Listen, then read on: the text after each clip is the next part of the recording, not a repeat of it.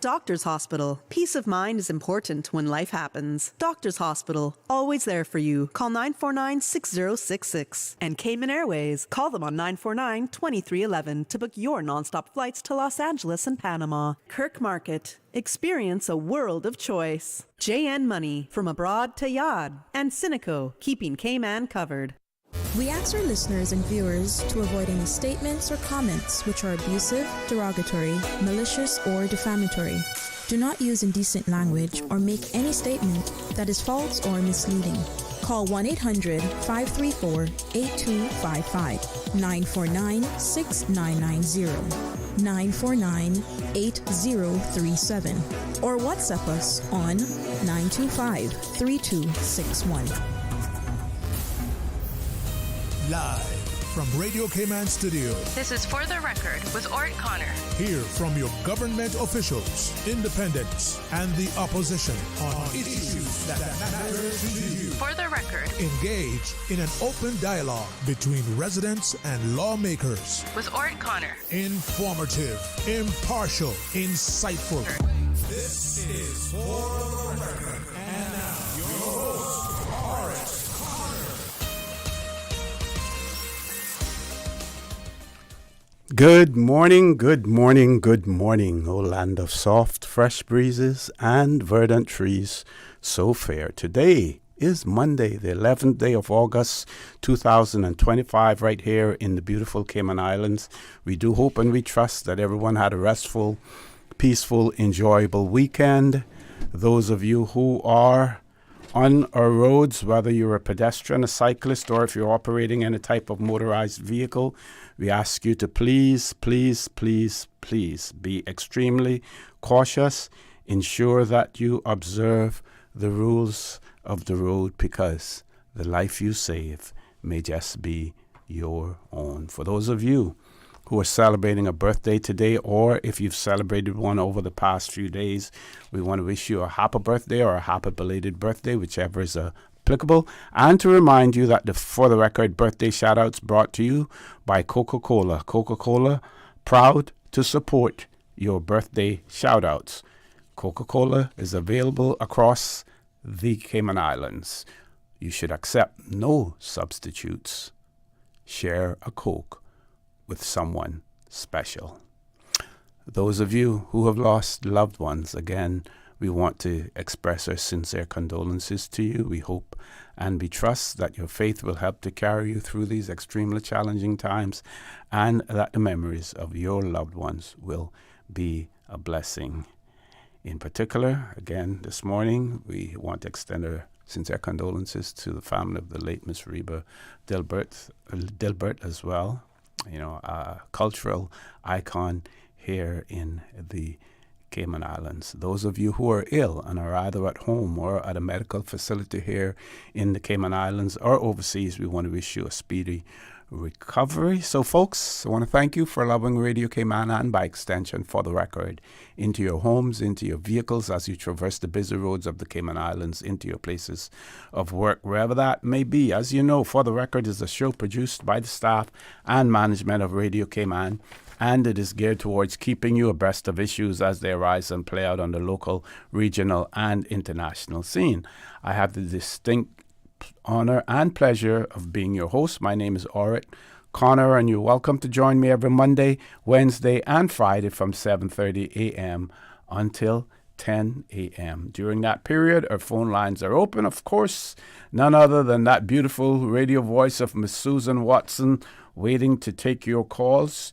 You can call us on our toll-free number provided courtesy of Flo. That toll-free number is 1-800-534-8255. You can also call us on 949-8037, 949-6990, WhatsApp number 925-3261. So let's look at the birthday shout-outs, again brought to you by Coca-Cola.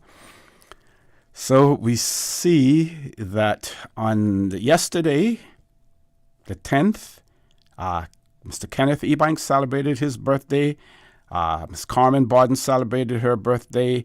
Mr. Adrian Clark celebrated his birthday as well. And we see Sean Collins celebrating a birthday today, as well as Mr. Brian Braggs. And we're going to search for more of those birthday shout-outs as well today. And we want to also mention the Miss Cayman Universe, I think it is, right? Miss Universe Cayman. I'm a little dyslexic there. Put it the other way around. So we see that Miss Tahiti Seymour is the winner. She also was the best in interview. Miss Caymankind, Ghislaine McDonald, best in swimwear, Miss Tahiti Seymour. Miss Photogenic, Genesis Ryan. Miss Best Smile, Genesis Ryan. Miss Best Gown, Genesis Ryan. Miss Congeniality, Ghislaine McDonald. People's Choice Award number 1 went to Tahiti Seymour also. And we have the third runner-up, number 2, Tonya Miller. Second runner-up, Ghislaine McDonald. First runner-up, Genesis Ryan. And of course, the winner again, Miss Tahiti Seymour. And we want to say congratulations to all of those young ladies. I had the opportunity to interview them on 2 occasions before the event as well. So congratulations to them also. And again, thank you to Coca-Cola, who have sponsored the birthday shout-outs. Coca-Cola, available across the Cayman Islands. You should accept no substitutes. Share a Coke with someone special. Before we go to the phone lines, I want to say by popular demand, and people threatened to stop listening to the radio if I didn't get Dr. Steve McField back on here, as well. So, Doc, I want to say good morning, sir. Welcome back to For the Record. It's been, quite a while, not quite a while, but, sometime since, we've had you on. We know you've been extremely busy as well. And then, of course, holding some very sensitive positions as well, which sort of limits, what you can say on air also. But thank you. Welcome back. And made a call to you yesterday evening, and you were right there. Thank you, Mr. For the Record, and good morning to all your listeners in the For the Record land, and all of those who listen to you Monday, Wednesdays, and Fridays. Yes, I had been, for the last couple of weeks, I would say for the last month or so, I've been having a lot of funny dreams. I have been dreaming that I was going back to join my ship. Wow. That's going back 70 years. Mm-hmm. And that was the first ship that you went on? What was the name? The first ship I went on was called the Jancal. Okay. It was a Keystone Shipping Company. Uh-huh. And then after that, I went to work for National Bulk. But I keep dreaming I would say once or twice a week that I'm going back to my ship. And sometimes you get up in the morning and you say, oh, I'm in Cayman, I'm not on my ship.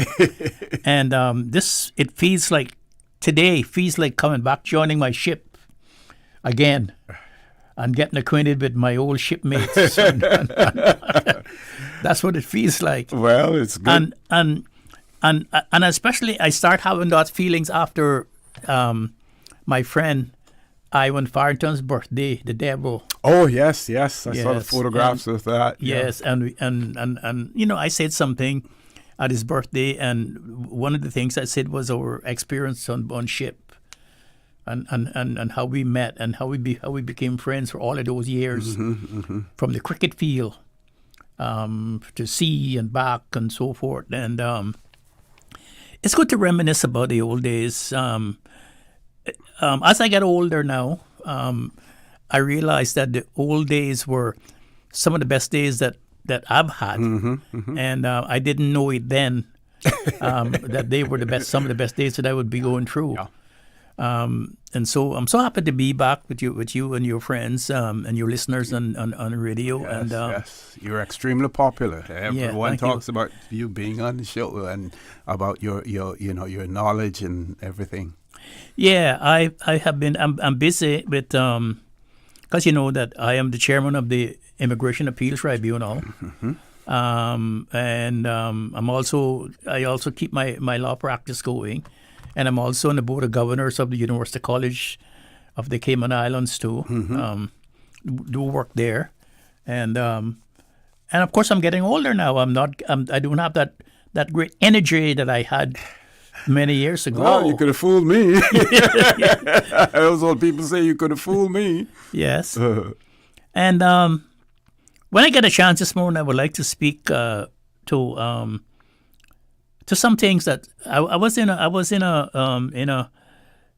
little gathering several weeks ago, and some things came up about the last election and about what the Commonwealth Parliamentary Association recommended, and I just wonder now, since we're going through the new Minister for Labour and Border Control is revising the immigration law, which I'm happy about, and I'm so grateful that we have a minister who is taking the Cayman interests at heart and taking it into legislation.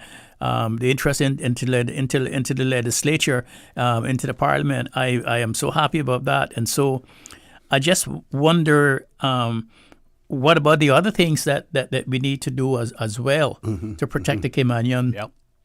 Caymanian interests.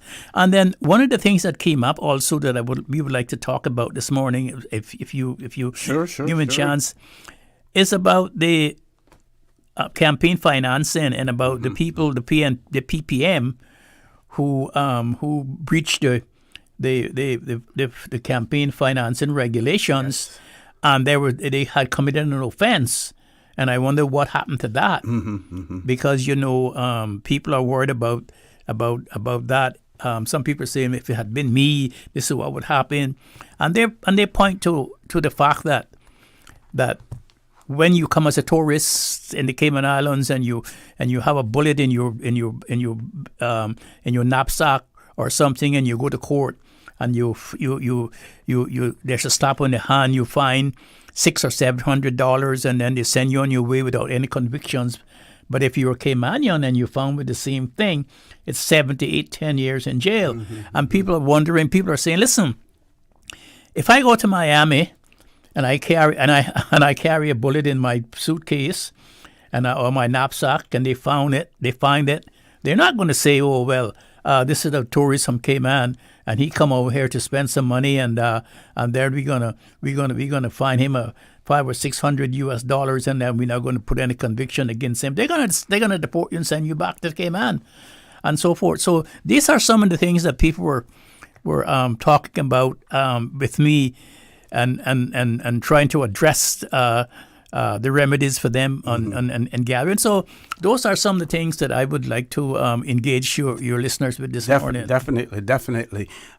2 birthday shout-outs. We have been asked to send happy birthday greetings to Miss Priscilla Powery Livingston, and also Julia Manderson Johnson from family and friends. Have a blessed day, ladies. And also we see that Miss Farida Jefferson is celebrating her birthday today as well. So happy birthday greetings coming from her husband, Mr. Ken Jefferson. Miss Farida, happy birthday to you as well. So Miss Farida, Miss Priscilla Power Livingston, Julia Manderson Johnson as well. We do have a caller, but we're going to go to the commercial break first. We will take the caller as soon as we return. Please stay tuned for the record. We'll be back shortly. The Cayman Islands boasts of a long, colorful, and rich history. In tribute to our roots, Radio Cayman, the voice of the Cayman Islands, is pleased to bring you the Historical Vignette Series, brought to you by Rotary Central. For more than 110 years, Rotary members have used their passion, energy, and intelligence to take action on sustainable projects. The Cayman Islands, He hath founded it upon the seas. Alexander Selvin Eden, 1888 through 1985. Alexander Selvin Eden was a dedicated family man. He and his wife, Sarah Leonie Nee West, had 7 children, and their father made sure that they had the best education available. He loved to work the land and also raised livestock, providing steady employment for others. As a young man, he worked overseas on the construction of the Florida East Coast Railway, returning home after World War I. His major contribution was filling the void in transportation of goods and passengers between Georgetown and Bordentown, which he did with a horse-drawn carriage for 35 years in all kinds of conditions. The government called upon him for many duties in his district, including police service, tax collection, operation of the cattle dip to control ticks, service as foreman of roadworks, and as pound keeper, keeping stray cattle until their owners reclaimed them, and the maintenance of telephone lines. He also served as a member of the Assembly of Justices and Vestry.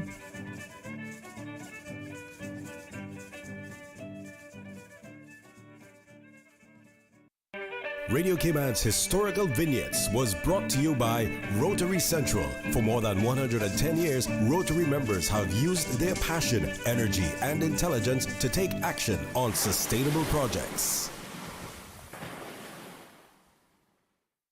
Since 1993, Rotary Central has worked diligently each year to provide quality bus shelters to our community.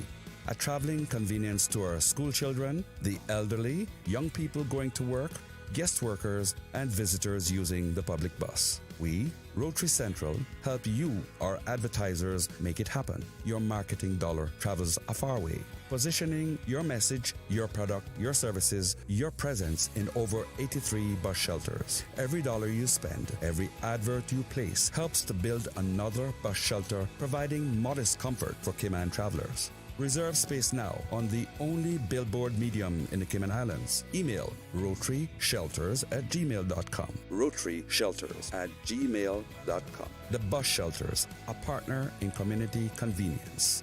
Another inspiration program by Rotary Central Cayman Islands. When a hurricane hits, unexpected costs can add up fast. Homeowners are usually out of pocket for these costs to get supplies or make minor repairs. But with Cineco's parametric coverage, you get automatic payouts within 2 to 3 weeks after a Category 3 or stronger storm, whether or not you have damage. Available only through Cineco Homeowners Insurance. Call 949-8101 or visit Cineco.ky for a quote. That's Cineco.ky to get a quote today. Cineco, keeping Cayman covered.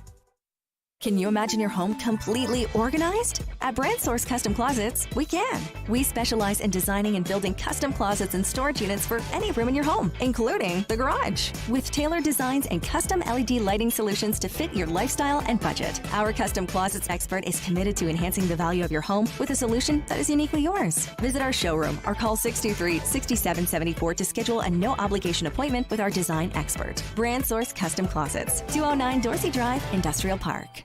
It's a sizzling summer with Jan Money. You can win a luxury weekend getaway for 2 when you send or receive money from now until September 30, 2025. That's right. We're turning up the heat this summer with Jan Money. Visit www.janmoneyonline.com to learn more about how to win. What are you waiting for? Send, win, relax this summer with Jan Money. Looking for fresh, healthy food that's full of flavor? Then you've got to visit Kirk Market. Our dishes are made with fresh, high-quality ingredients. Enjoy vibrant mixed greens or satisfying pasta salads. Or try one of our delicious grill options like blackened chicken, spicy beef steak, or grilled salmon. Looking for something light and flavorful? We've got sushi rolls and poke bowls prepared daily. And don't forget to explore a hot bar or Billy Fresh salad at the salad bar. Stop by Kirk Market today for breakfast, lunch, or dinner and taste the difference. Eat well, live well with Kirk Market.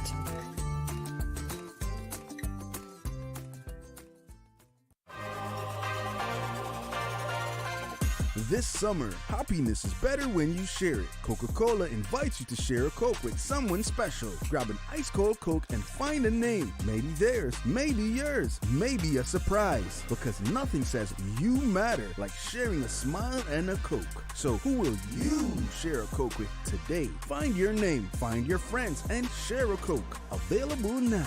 Stores island-wide. Hey, Bobo, TD, cousin, everybody. I hear Cayman Airways celebrating their 57th anniversary by giving us the gifts, about 10 of them. Because they got airfares on sale now for flights to every place they fly to next month through December. Look here, I go and book my flights now to go Galawantan this month with Cayman Airways. I'll see you directly. Catch your seat on sale by August 11th. Other conditions apply. Book on CaymanAirways.com, our new mobile app, or call us on 949-2311. Cayman Airways, celebrating 57 years as your award-winning, uniquely Caymanian airline.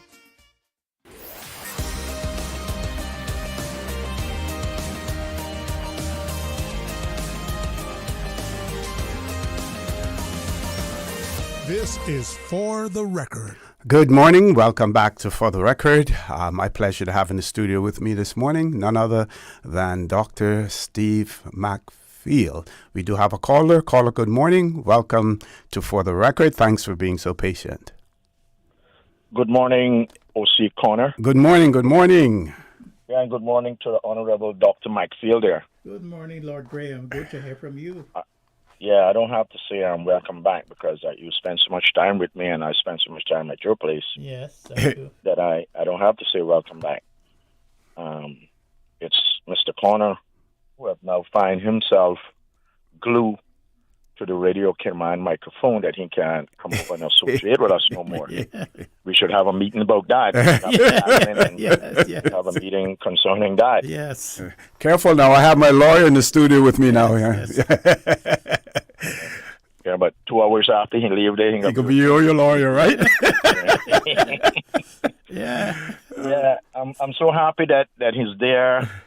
And he mentioned immigration reform and something else there just now. I'm happy for that, just to remind him that I engaged you into Section 16, subsection 4B of the Constitution the other day that I stated, in my opinion, is a very, very powerful section where the lawmakers are concerned.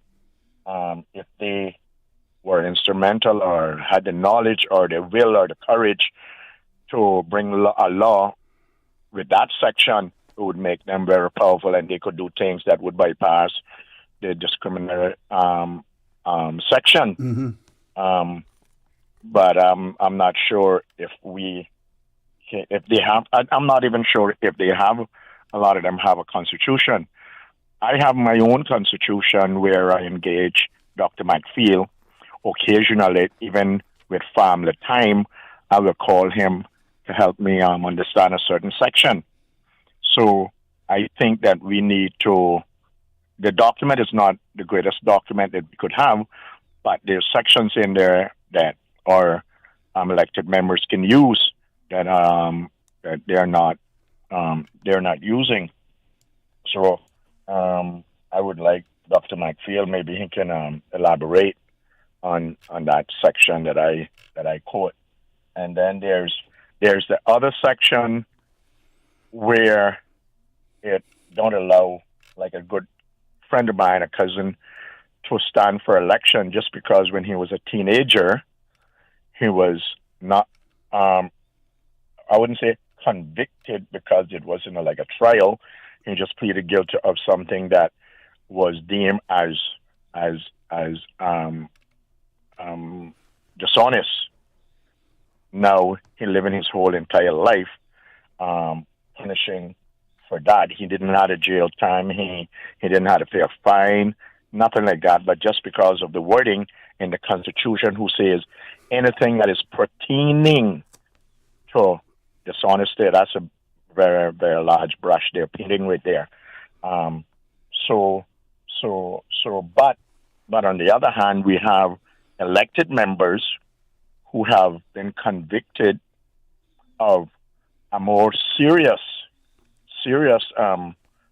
incident, and they're still sitting in Parliament. They were allowed to run. Another one, I just heard Dr. McField mention the bridge with the PPM, and that too. The people that bridged that, they're sitting in Parliament.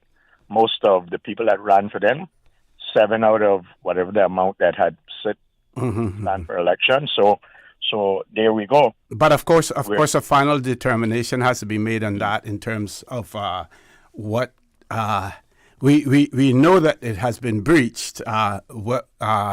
We now have to look at the how the law is applied. What the final results will be before any question can arise in relation to their ability to sit in Parliament. And I don't believe that there's anything that disqualifies them from sitting in Parliament. No. As far the PPM already admitted that they have reached the election financing limit, and so the question then is who, when and how they are going to they are going to impose the fine. The fine is $5,000. Now it says $5,000. Is that individually? It seems to be. That's how I read it. That's how I read the elections law. It's $5,000 for anyone. They says anyone who breaches the election, and they have agreed. And I have not heard where any fine has been presented or collected from them. Well, what section 67 subsection 5 says: a political party which acts in contravention of this section, in terms of campaign financing, commits an offense and is liable on summary conviction to a fine of $25,000. Yes, that's so it's $25,000 then, because it's the party agrees to it. So that's that, and we haven't heard whether or not the government has collected their $25,000 or not. And there are some people asking me about that and says, since they have committed this offense, have they been punished with the $25,000? Like everybody else who commits offenses, they're punished.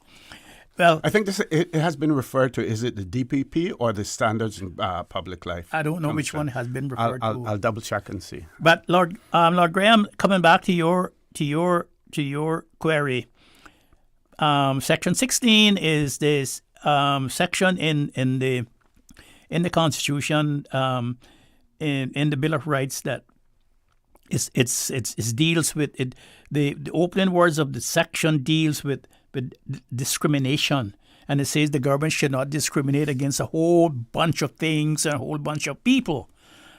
Mm-hmm. But they say that discrimination section is subject to the section that you were talking about, Section 6, Section 4B, in which it says that I haven't gotten before me. I'm just reiterating what it says.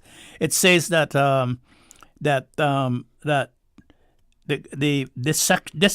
this a law pertaining to the entry, the movement, the residence, business,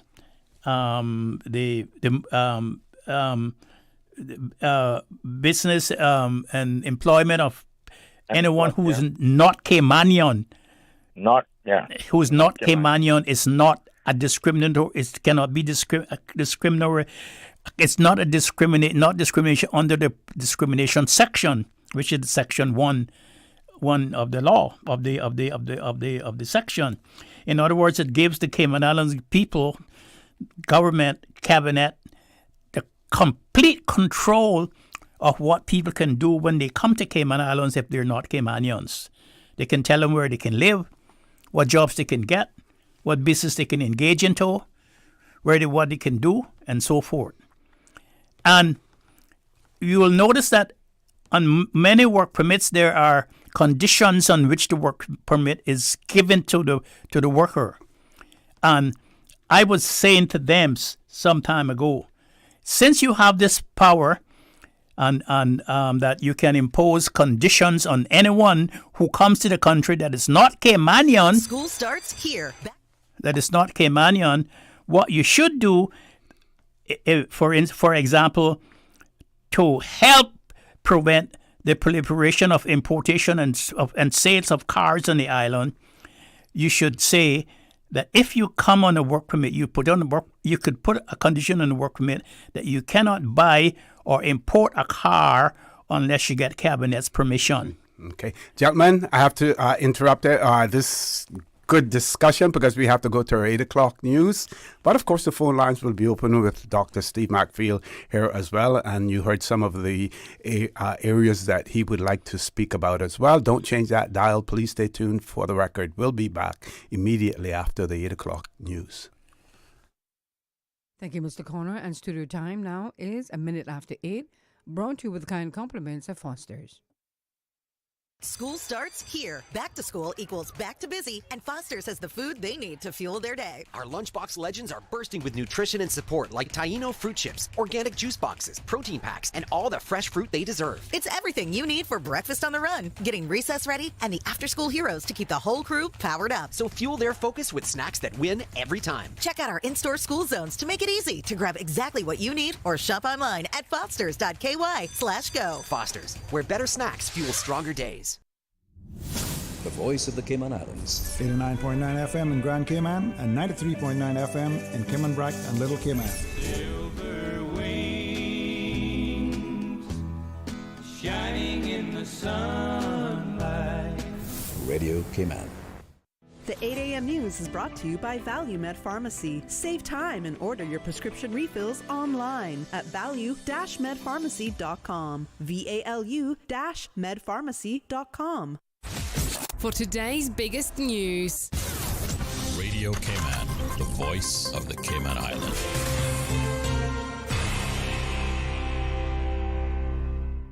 For Radio Cayman News, I'm April Cummings. A man accused of attacking his father with a machete during an altercation is facing charges of wounding and wounding with intent.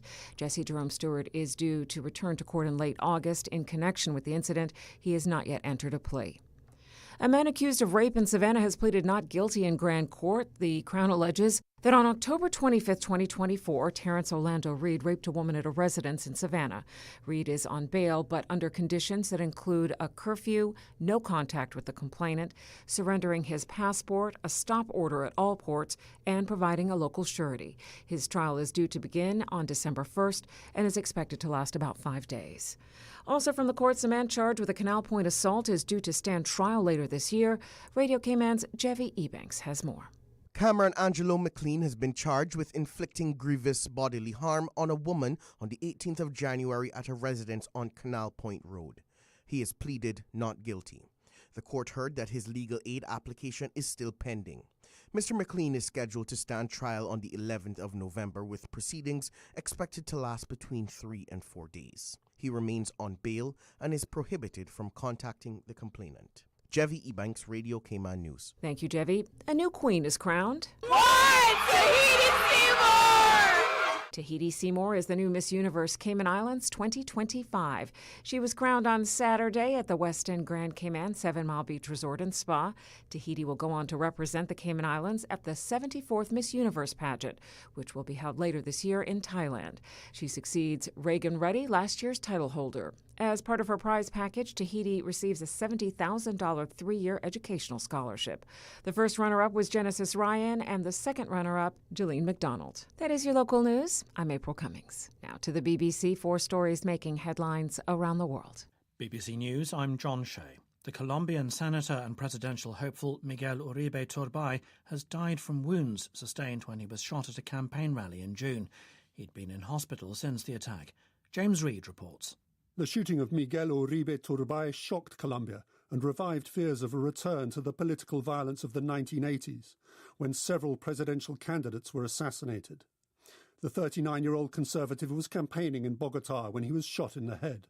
6 suspects have been arrested, including a 15-year-old boy accused of carrying out the attack. Mr. Uribe's life had already been marked by violence. When he was 4, his mother was kidnapped by the Medellin drug cartel and killed during a botched rescue attempt. Al Jazeera has condemned Israel for what it called the targeted assassination of its journalists in Gaza, calling it a desperate attempt to silence the voices exposing the impending occupation of the territory. Israeli officials claim Anas al-Sharif was a Hamas operative, an allegation strongly denied by Al Jazeera.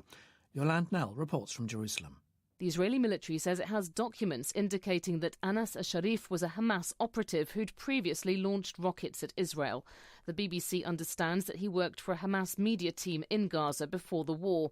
Israel has given no explanation for killing the other journalists. Al Jazeera called the killings a blatant and premeditated attack on press freedom and suggested it was an attempt to silence the journalists' voices after Israel announced plans to conquer Gaza fully, starting in Gaza City. Poland's Prime Minister says Russia must be aware that the West will not accept the seizure of Ukrainian territories as part of any peace deal. Donald Tusk's warning comes amid concerns in Kiev and Brussels over Friday's planned summit between Presidents Trump and Putin. Radek Sikorski is Poland's foreign minister. We need to address the root causes of this war, which in my view are Russian imperialism and the right that Vladimir Putin has given to himself to decide who may or who may not be a nation and in what borders.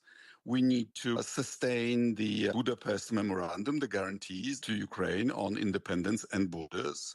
Putin has already signed a treaty with Ukraine on the border in 2004, guaranteeing the currently recognized international border. What leads you to believe that if he makes a new deal, he will keep his word? Prosecutors in Finland have charged the captain and 2 officers of an oil tanker who they suspect severed 5 undersea cables in December. The tanker, which is registered in the Cook Islands, is alleged to have dragged its anchor for about 90 kilometres in the Gulf of Finland after leaving a Russian port. Finnish investigators say it cost about $70 million to repair the severed electricity and communications cables. The suspects deny wrongdoing.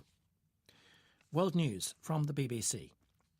The 8 a.m. news is brought to you by ValueMed Pharmacy. Save time and order your prescription refills online at value-medpharmacy.com. VALU-medpharmacy.com. Now, more than ever, supporting your immune system is crucial to helping your body fight off illnesses like the common cold, the flu, and COVID-19. At ValueMed Pharmacy on Walkers Road and in Buttontown, we carry all the essential vitamins and minerals to help support your immune system and improve your overall health. Some of our top immunity support picks are vitamin C, vitamin D, zinc, elderberry, and quercetin are the popular 7-in-1 immunity support.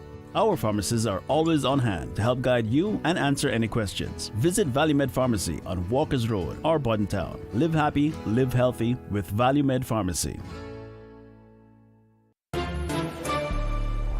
Stay in touch with Radio Cayman with the latest up-to-date, accurate news and information. For your convenience, the headline news will be repeated on our sister station, Breeze 105.3 FM, weekdays at 8:30 a.m. Follow Radio Cayman on social media, Facebook, Instagram, Twitter, or download the Radio Cayman app in the App Store or log on to www.radiocayman.gov.ky and stay connected to what's happening in the community. Radio Cayman, your voice, your choice, your radio. Hey, Bobo, Tiri, cousin, everybody. I hear Cayman Airways celebrating their 57th anniversary by giving us the gifts, about 10 of them. Because they got airfares on sale now for flights to every place they fly to next month through December. Look here, I can book my flights now to go gallivanting this month with Cayman Airways. I'll see you there directly. Catch your seat on sale by August 11th. Other conditions apply. Book on CaymanAirways.com, our new mobile app, or call us on 949-2311. Cayman Airways, celebrating 57 years as your award-winning, uniquely Caymanian airline. Social media, X, formerly Twitter, Facebook, Instagram.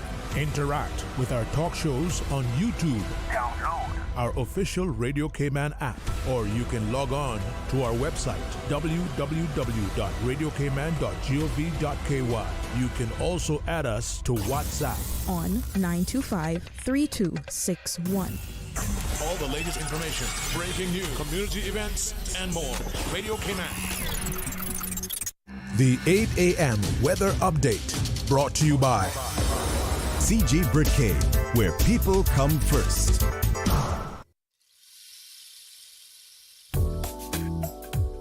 Good morning. Let's take a look at the latest weather report. Current temperature is 84 degrees. Relative humidity is 81%. The barometric pressure is 29.97 inches and rising.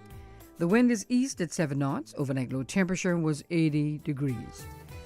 Synopses indicate light winds and slight seas along with some isolated thunder showers are expected across the Cayman area for the next 24 hours due to a weak pressure gradient across the northwest Caribbean. Radar imagery show isolated thunder showers in and around the Cayman area moving to the west.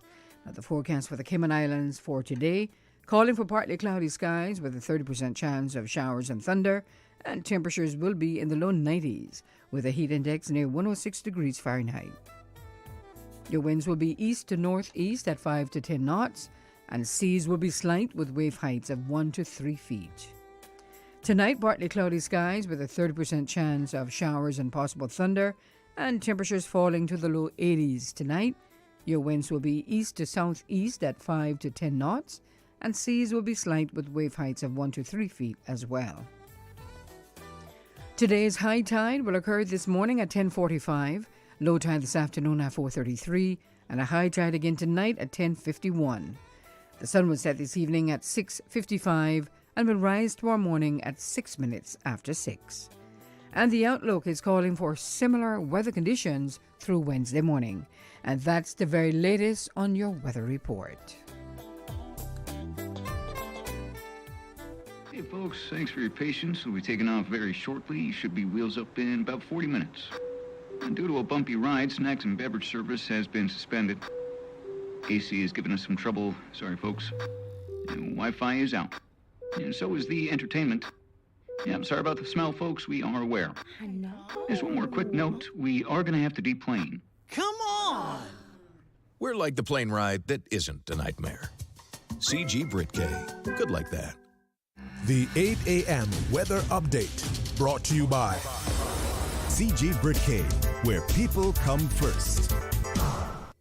The Lions Club of Grand Cayman is proud to continue to serve our island community. The club continues to host successful community projects like the Prostate and Colon Cancer Awareness Campaign, free site screening in schools, spelling bee, swim meets, and their community pantry. The Lions Club of Grand Cayman looks forward to continuing their service for many years to come. The Lions Club of Grand Cayman, where there's a need, there's a lion, serving the community for over 50 years.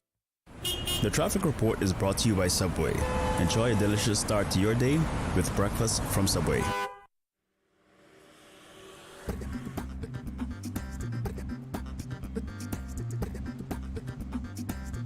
Top of the morning to you. Let's check in, see what our road conditions look like this morning. Slow moving traffic on Crew Road heading to Georgetown. Slight delays expected. Steady traffic coming off of the Linford Pearson Highway on Agnes Way, as well as off of Bobby Thompson Way, steady bit flowing traffic, and continuing on to Huldah Avenue. As we look to the West Bay area, West Bay four-way stop flowing nicely. On the West Bay Road in front of the Ritz, traffic is moderate in both directions. Godfrey Nixon Way and Eastern Avenue flowing at a moderate pace.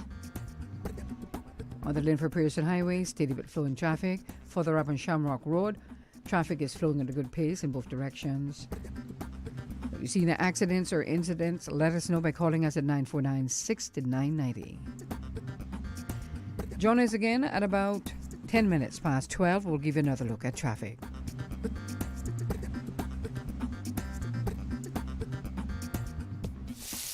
There's something new at Subway. Indulge your taste buds with our new barbecue pork rib sandwich tender. Smoky pork ribs smothered in sweet and tangy barbecue sauce, built just the way you like it. It's bold, rich, and seriously satisfying. But hurry, it's here for a limited time only. Order now on the Subway Cayman Islands app for quick in-store pickup, or get it delivered with Bento or Let's Eat. The all-new barbecue pork rib sandwich, only at Subway. Subway, eat fresh. Yummy.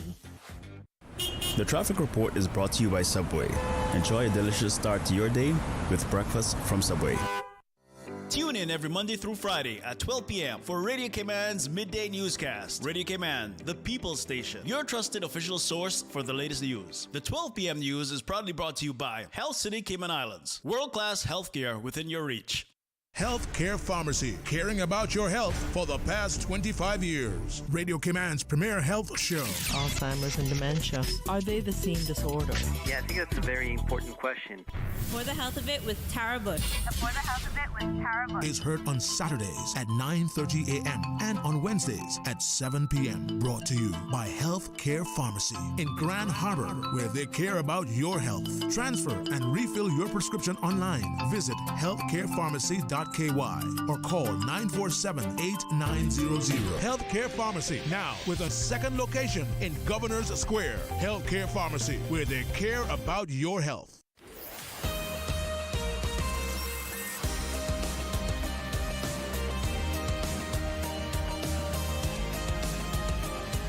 For the Record with Orrett Connor. Good morning and welcome back to For the Record. My pleasure to have in the studio with me this morning none other than Dr. Steve McField, and we will be discussing several things. You heard Dr. McField earlier speak about some of the things that he would like to discuss. This person has written and said, "Hi, Doc. As more than half of the island are now non-locals, it is overdue for a definition of native in our Constitution. Many of these benefits were designed for local natives, not everyone. For example, scholarships, medical aid, etc." Well, Doc, in relation to the question, we know that we didn't define Caymanian in our Constitution either. We said, Caymanian is what is it's in the election law. At the time, and I still believe that is probably the best place for it to be, because if you have to want to make any changes to the definition, and we know now people are talking, about it, whether or not there should be a distinction between generational Caymanians by descent and Caymanians by other means. That could be a very robust discussion in that regard. But if you had to change it, it's easier to change the legislation than to go ahead and have the Constitution amended, because while we both would require consent and assent by the United Kingdom, the legislation is probably much easier than the constitutional change. What are your thoughts on that? Yes, and if you notice that, for instance, there's a case going through the courts now about deportation. Mm-hmm. Someone is fighting deportation. Oh yes. Yes. Well, if you look at the immigration transition law, I have to be so careful because I am chairman of the Immigration Appeals Tribunal, and every Thursday I hear cases that come up from the immigration boards and from your board and from Business Staff and Plan Board. We hear the cases on Thursdays, so I have to be so careful because people might say that I am taking sides, and they could probably use what you say in their case, right? Yes, in the case. But if you look at the Immigration Transition Law 2022 revision, it says that. And the immigration law is the Constitution says that a Caymanian is what the immigration law say it is, and the immigration law says a Caymanian is someone who has Caymanian status. Mm-hmm. Well, when you look at the Immigration Transition Law 2022 revision, it says that if you have the grant of Caymanian status, that can be revoked. Mm-hmm. That can be revoked, and that you can be deported for some for offenses that you have committed in the Cayman Islands. But if you got Caymanian status, due to the fact that one of your parents or one of your grandparents were Caymanian when you were born and was not by grant, you cannot be deported. So there's a difference between the different Caymanian status holders. There's the Caymanian status holders by grant, and there's the Caymanian holders by right. Yeah. And so there's the definition there already. So we should have a national debate about this. We should come to a consensus, and then we should come to which will lead us to a definition of what a Caymanian is. In other jurisdiction, they call it belonger status. Yep. And then in the U.S., they make a distinction between a born citizen and a naturalized U.S. citizen as well. One of our listeners not too long ago, and he's well versed on many of these things. He mentioned also that even in our Constitution, when it comes to the qualifications to be an elected member of our Parliament, we make a distinction there. In terms of Caymanian as well, because you have to have one parent, or grandparent born in the Cayman Islands as well. So even there, we make that even distinction. There. And in fact, that was one of the things I wanted to talk about this morning too, because the Commonwealth Parliamentary Association reports. They made a report about it, and the right to stand for election and candidates registration. Even if you have passed and satisfied all of those requirements, one of the onerous requirements says that you must not be away from Cayman for 400 days out of the 7 years prior to your residence here. Now, if you're in America or you live in Canada or you live in the United Kingdom, they don't have the same requirements. You can vote anywhere you are for the election in those countries. This is what on page 14. This is what the CPA, the Commonwealth Parliamentary Association, said about that. The right to stand for election and candidates registration. It says Caymanian citizens aged 21 years and above, domicile and residence in jurisdiction, are entitled to contest an election to Parliament. The residency requirements are quite onerous. Caymanians born in the territory must have resided in the jurisdiction for at least 7 years prior to nomination day, while those born elsewhere must have resided in the Cayman Islands for at least 15 of the preceding 20 years. No candidates may have been abroad for more than 400 days in the 7 years immediately before nomination. These are arguable and unreasonable restrictions on the right to stand for election. Now, there are 5 anomalies. There are 5 exemptions to that. One, if you are working on a ship. Yeah. Number 2, if you are in services to the government. Number 3, if you were a patient in a hospital. Yep.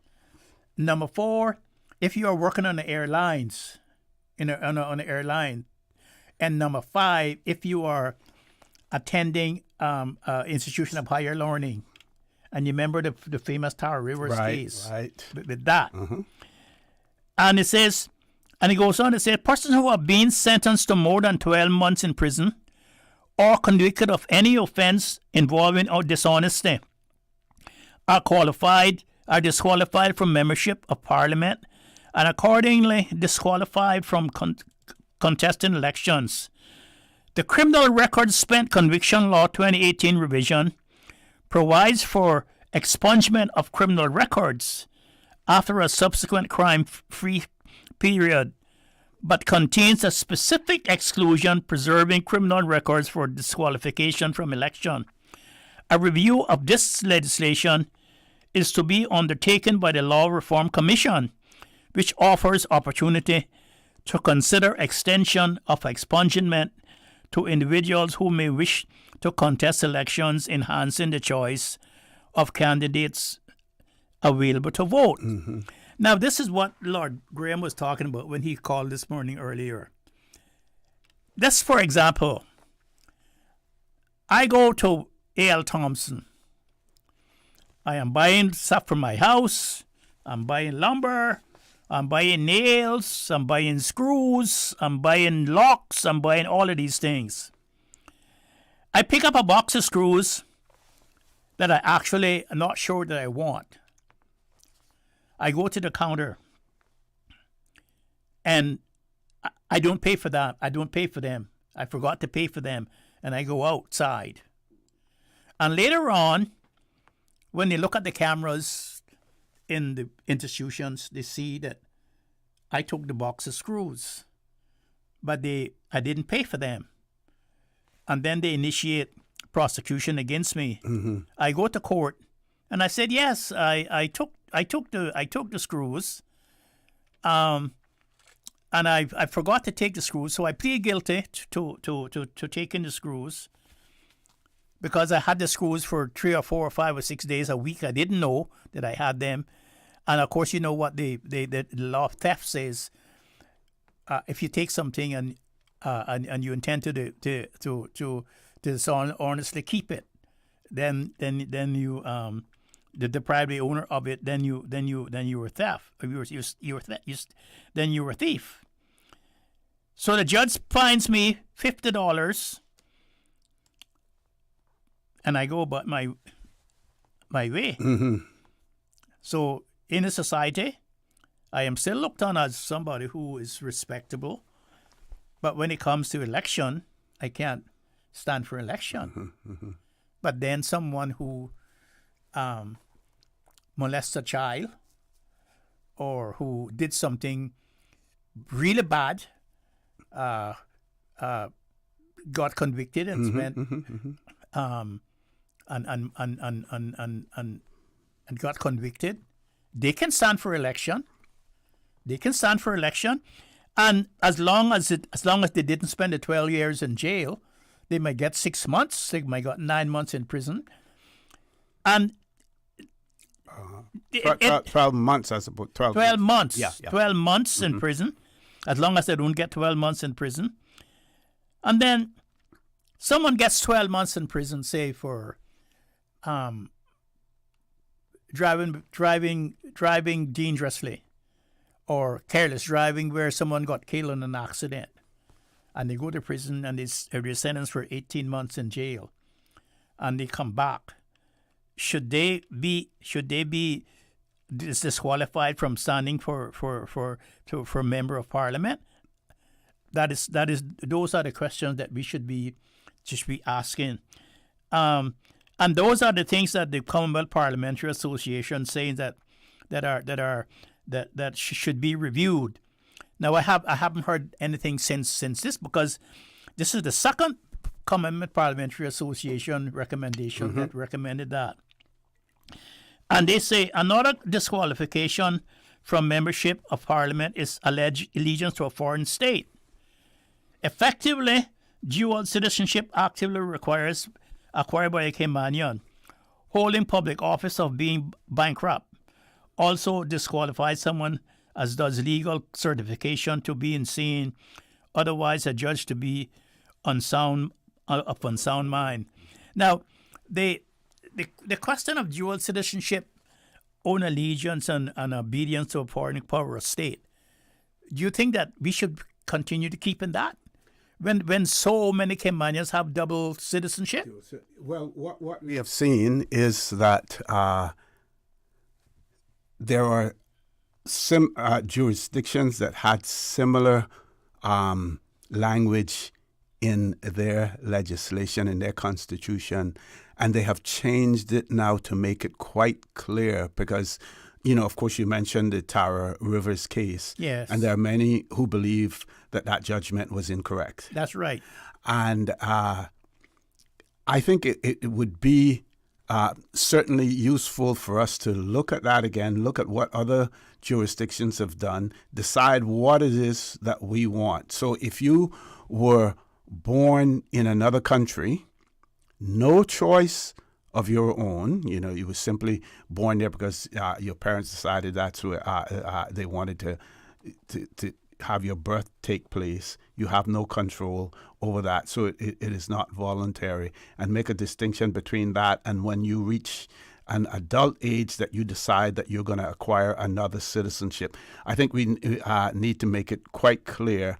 I'll try to see during the course of the show if I can find, what other jurisdictions have done. But they've had similar challenges to what we had. We know in Jamaica, several years ago, that was it was an issue. I believe it's an issue this year. Yep, I believe in Antigua. It may have been Antigua and Barbuda. I will look them up and see, and just to make it as clear as possible, what we mean, so that it isn't open to such, interpretation as well. We're going to take a commercial break. I believe we have a caller on WhatsApp. We're going to take that caller as soon as we return. Folks, please stay tuned. For the record, we'll be back shortly. My mom's a superhero. She always knows what to do when I feel icky. Yesterday, we went to West Bay Pharmacy, and they had everything she needed. Medicine, my favorite Band-Aids with dinosaurs, and even flavored vitamins. Mom says they keep our family healthy. I think they're magic. Don't tell anyone. I think superheroes shop at West Bay Pharmacy. West Bay Pharmacy, where the superheroes shop. West Bay Pharmacy and Centennial Towers. Convenient quality care is just around the corner. Looking for fresh, healthy food that's full of flavor? Then you've got to visit Kirk Market. Our dishes are made with fresh, high-quality ingredients. Enjoy vibrant mixed greens or satisfying pasta salads. Or try one of our delicious grill options like blackened chicken, spicy beef steak, or grilled salmon. Looking for something light and flavorful? We've got sushi rolls and poke bowls prepared daily. And don't forget to explore a hot bar or Billy Fresh salad at the salad bar. Stop by Kirk Market today for breakfast, lunch, or dinner and taste the difference. Eat well, live well with Kirk Market.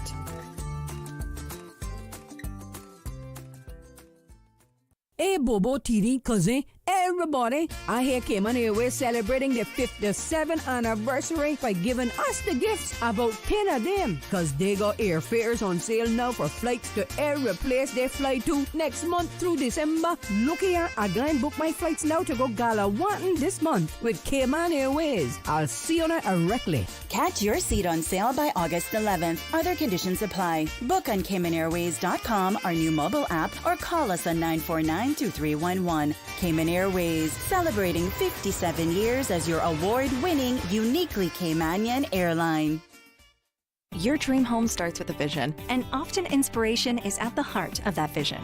Brand Source Home Gallery's in-house designers are here to help bring your vision to life. Whether you're remodeling or building a new home, Brand Source Home Gallery is your one-stop solution. Explore their kitchen cabinets, sinks, faucets, bath fixtures, tubs, vanities, and more. Let Brand Source's designers help and inspire you with your next project. Call 623-5000 and schedule an appointment with a design expert at Brand Source Home Gallery, Dorsey Drive, Industrial Park, serving Cayman for 50 years.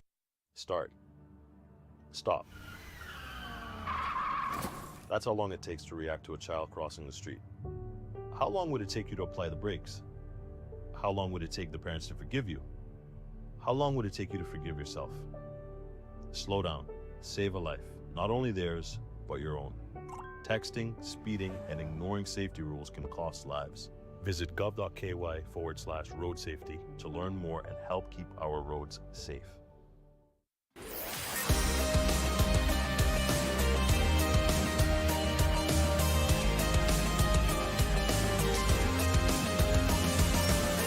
This is For the Record.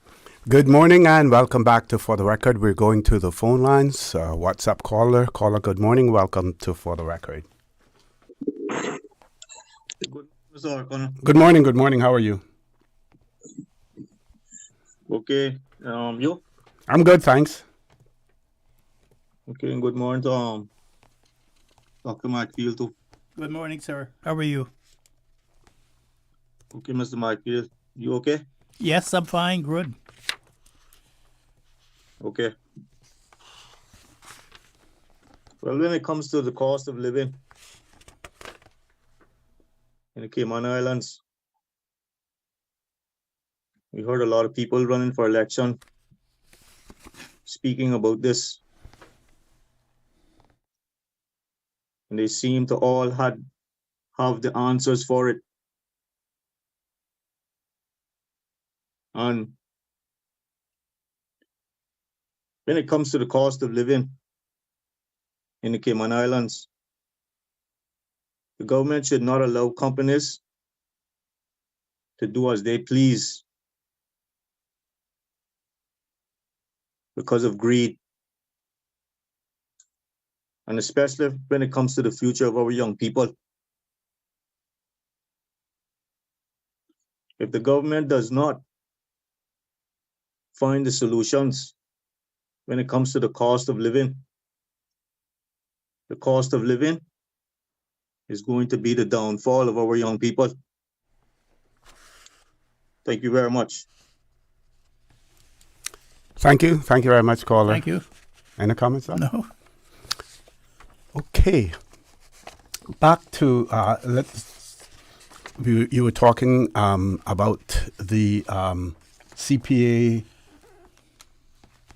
report on our 2025 elections here in the Cayman Islands. One of the things that they also pointed out had to do with election financing. Yes. And trying to find it now. I had it up before. Yeah, they say that election financing was the most controversial issue in the general election. Mm-hmm, that's what they say. Mm-hmm, mm-hmm. Yes.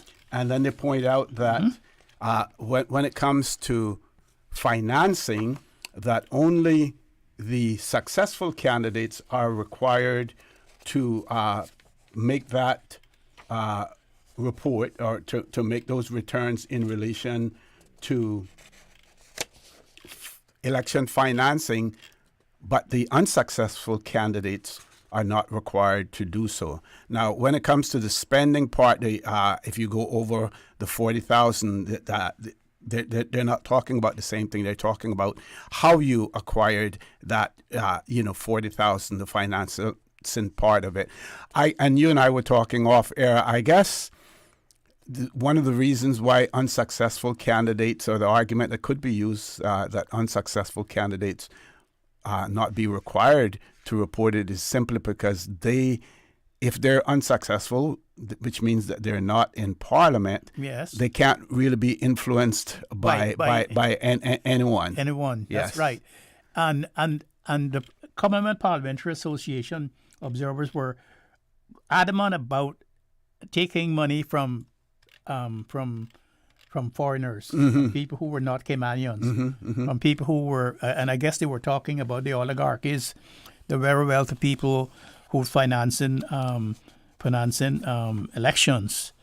I'm trying to find it here too, what they were saying about election financing. But they say that all financing should be recorded and should be reported. Not only the money that you spent after nomination day, but financing you spent before nomination day. And I remember when they were giving their report, there were some reporters from the local media asking about that. They were very concerned about the election financing and the money that was spent before election day. Hundreds of thousands of dollars were spent before election day, in which they did not have to give any have reported and recorded, and that is not a good thing, because a lot of people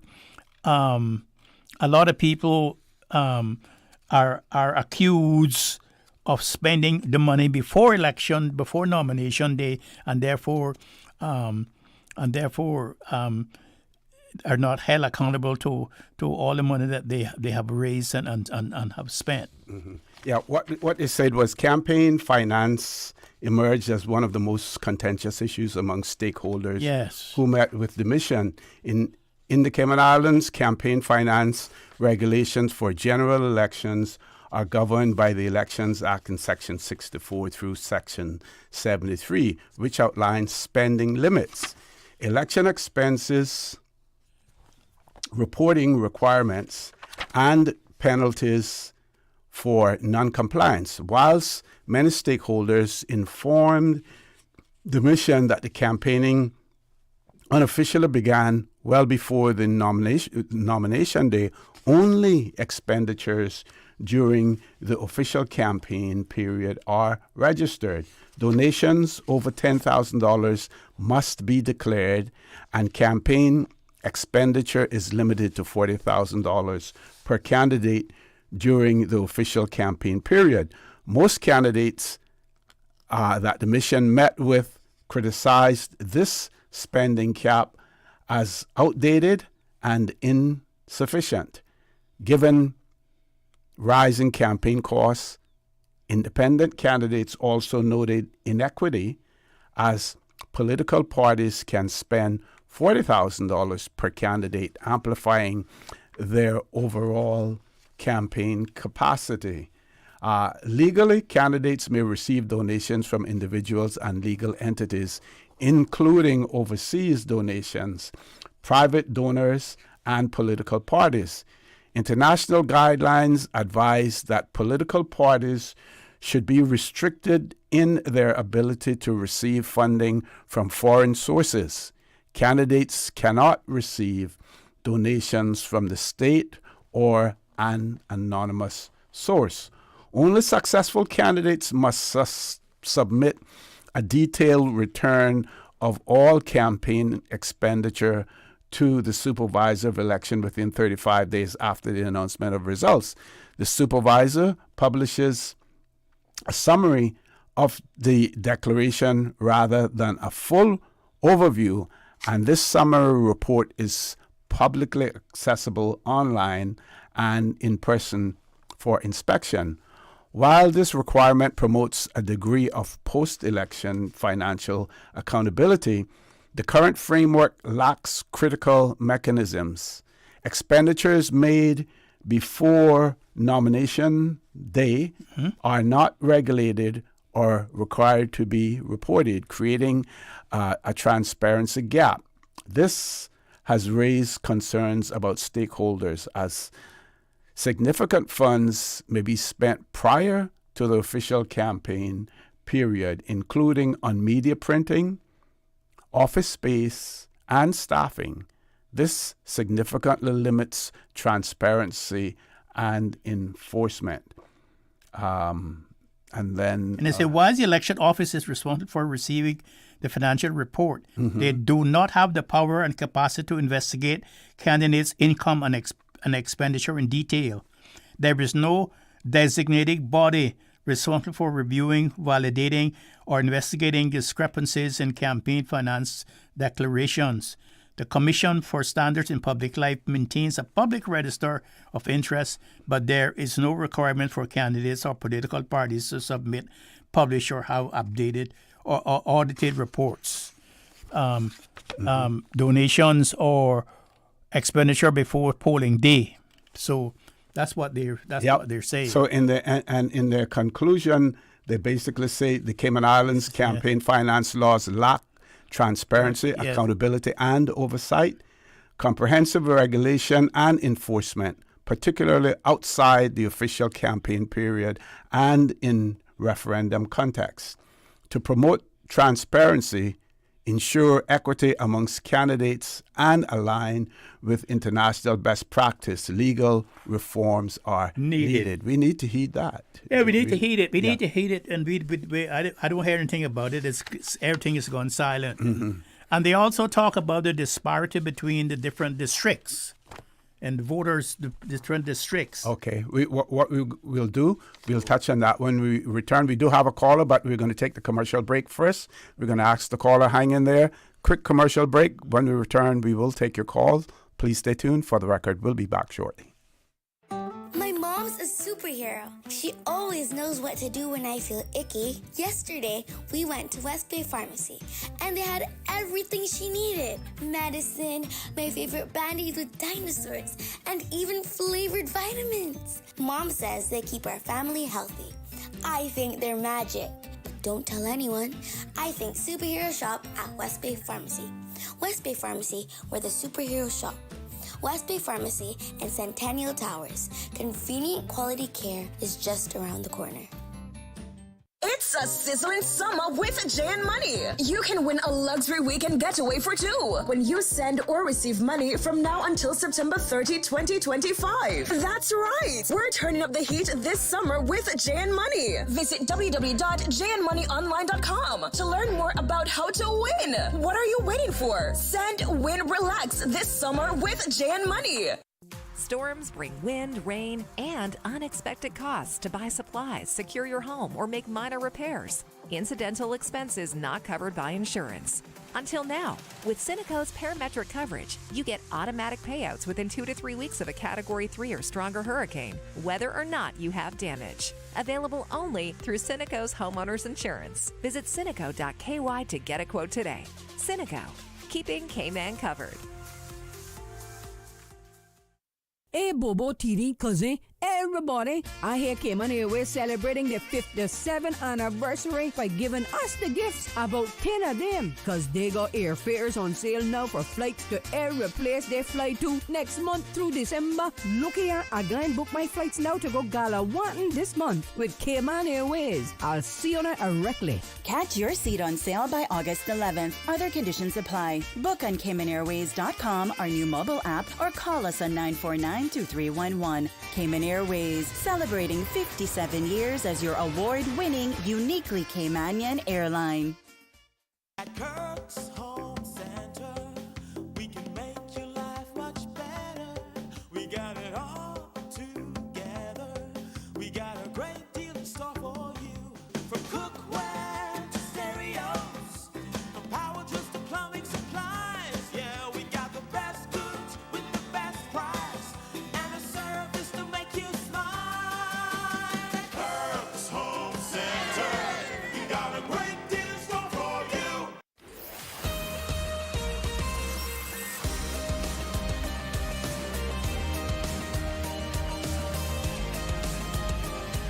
For the record, with Orrett Connor. Good morning. Welcome back to For the Record. My pleasure to have in the studio with me this morning Dr. Steve McField. We do have a caller. Caller, good morning. Welcome to For the Record. Hello. To McField. Good morning. I'm happy that we have a lawyer in the studio this morning, and what I would really like to establish, because certainly, you know, we don't live in a perfect society, and you're going to have people who make mistakes. And I always thought that rehabilitation meant rehabilitation. And when you have a 1998 spent conviction law that's in the Cayman Islands that recognizes a person's ability to go through that process and be fully rehabilitated and could then be, you know, reinstituted within society as such of a person who have been through the rehabilitation process without any biasness or disregard or anything held against that person. But then we have another document called the Constitution that trumps the law.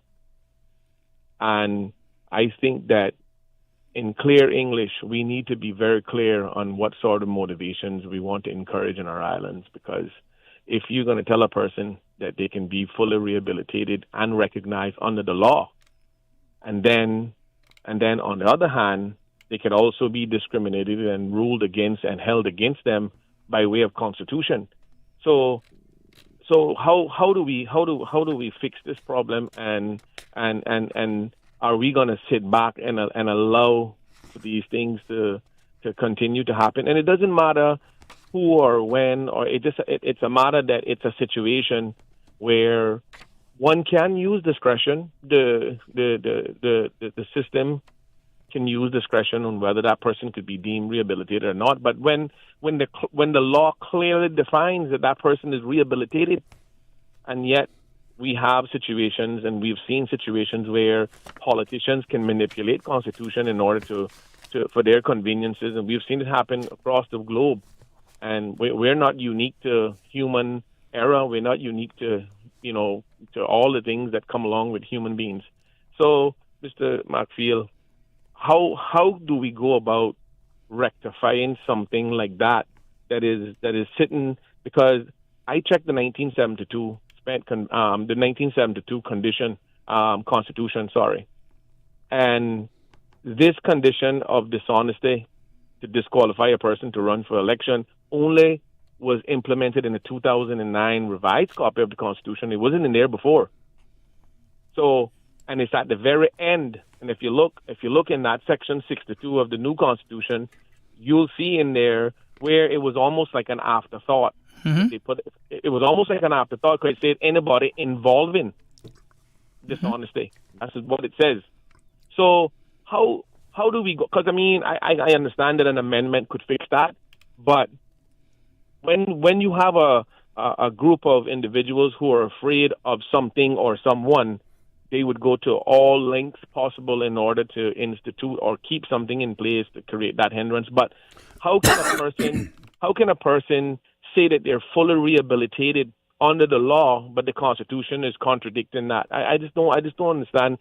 The clean English is there, and nobody in Parliament has ever even taken it on or considered it or brought a motion to amend this section, because it don't only affect our integrity as a people who can have a properly run country with properly instituted documents.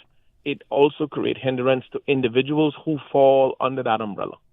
So you could help us understand that. Well, the Commonwealth Parliamentary Association observers say that they think that is not right, and that they say that the Law Reform Commission should take the opportunity to consider to extend the expungement sections in the Criminal Records Spent Conviction Law 2018 to cure it.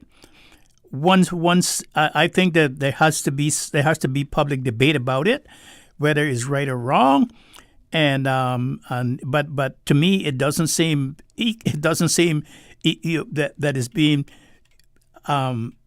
equal rights right across the board, because other people with convictions far more serious than that are sitting in Parliament, and the problem and that's a problem that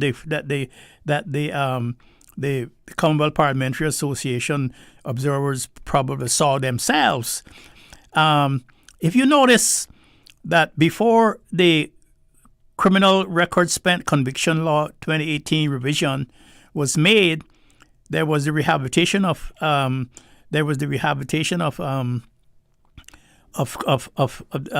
law was not called that. It was called the rehabilitation of whatever it was. Offenders Act. Yep. The Rehabilitation of Offenders Act.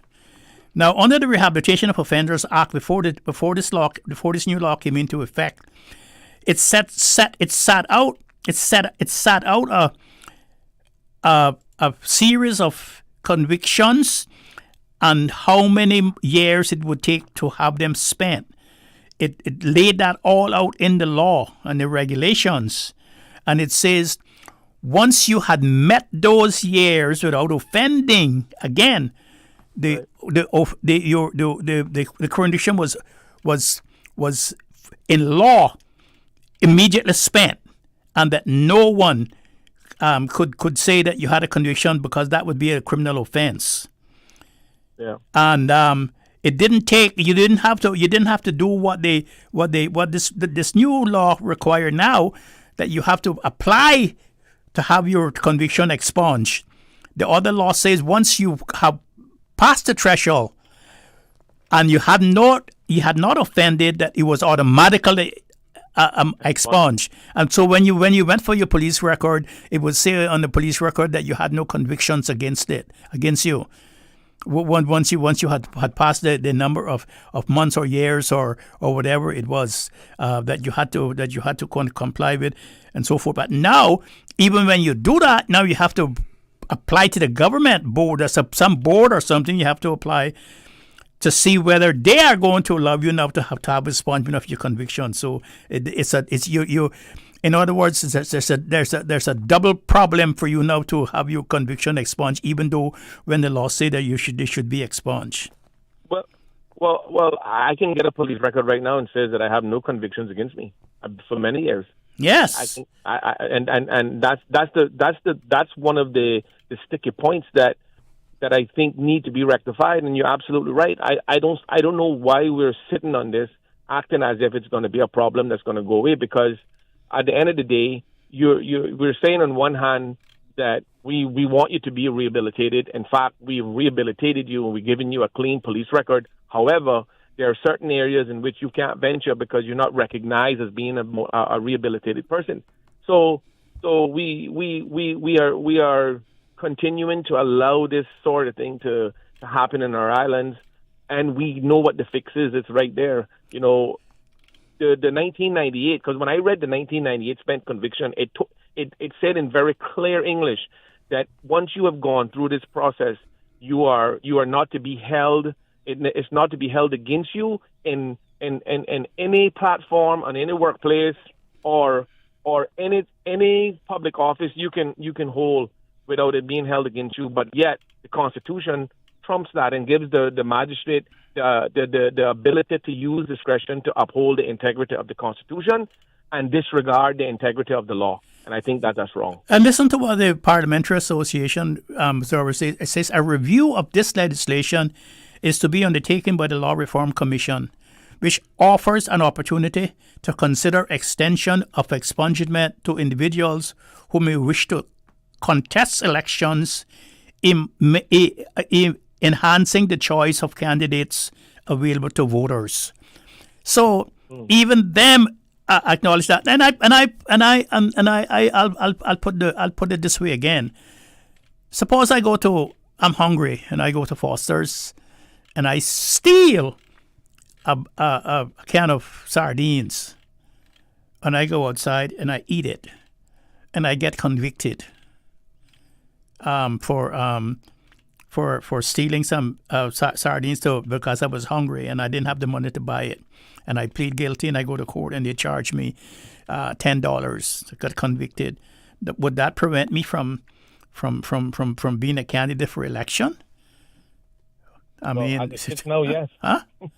As the way the Constitution sits now, you would be. I would be, but somebody else could go and do something far more serious than me, and still be eligible. And still be eligible. That's not right. That is the problem. That is one of the problems that the observers find with it, and they say that the law reform.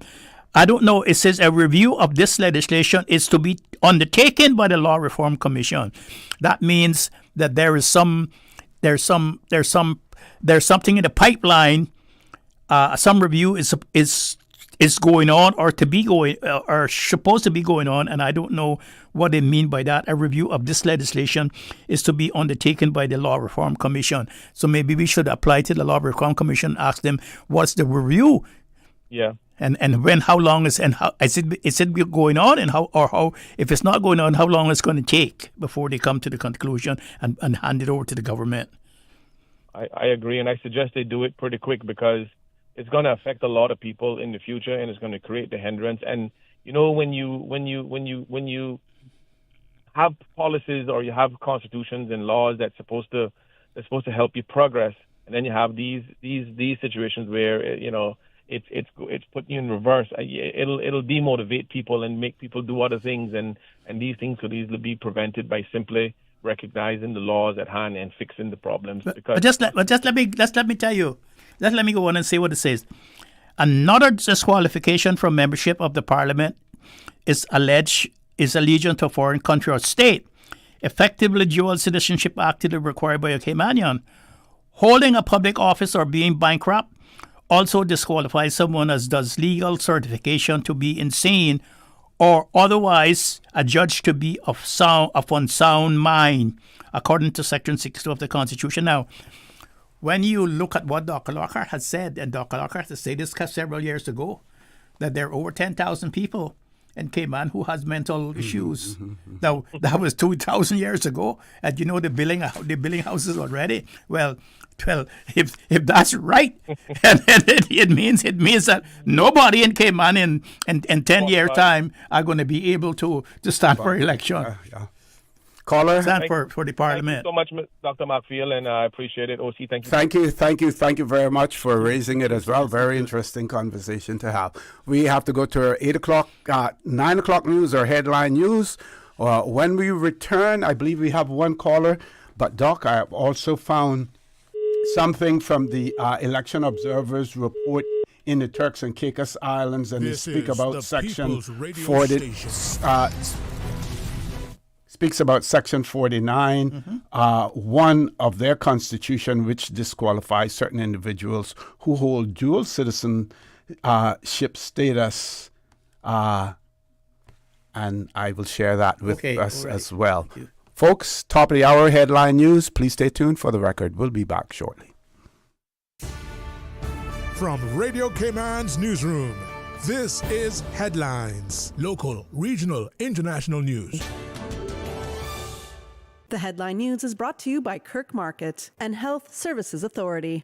A 71-year-old visitor from the U.S. has died following a snorkeling incident in Georgetown. Emergency crews were called out just after noon on Friday to waters off North Church Street, just south of Eastern Avenue. The man had been snorkeling when his companions lost sight of him. He was found unresponsive nearby, brought to shore, and taken to the hospital, where he was pronounced dead. In international headlines, Israel's military targeted and killed an Al Jazeera correspondent and others with an airstrike late Sunday in Gaza, after press advocates said an Israeli smear campaign stepped up when Anas al-Sharif cried on air over starvation in the territory. Both Israel and hospital officials in Gaza City confirmed the deaths of al-Sharif and colleagues, which the Committee to Protect Journalists and others described as retribution against those documenting the war in Gaza. Israel's military asserts al-Sharif had led a Hamas cell, an allegation that Al Jazeera and al-Sharif previously dismissed as baseless. Ukraine and its backers in Europe insist that the U.S. and Russia can't decide on land swaps behind their backs at a summit this week. But the Europeans concede that Moscow is unlikely to give up control of Ukrainian land that it holds. Ahead of the summit in Alaska on Friday, U.S. President Donald Trump suggested a peace deal could include some swapping of territories. But Europeans see no sign that Russia will offer anything to swap. Europeans and Ukrainians so far are not invited to the summit. Those are your headlines. I'm April Cummings. Radio Cayman. More news available at www.radiocayman.gov.ky. Check out our social media pages: Facebook, YouTube, X, formerly Twitter, Radio Cayman Headline News.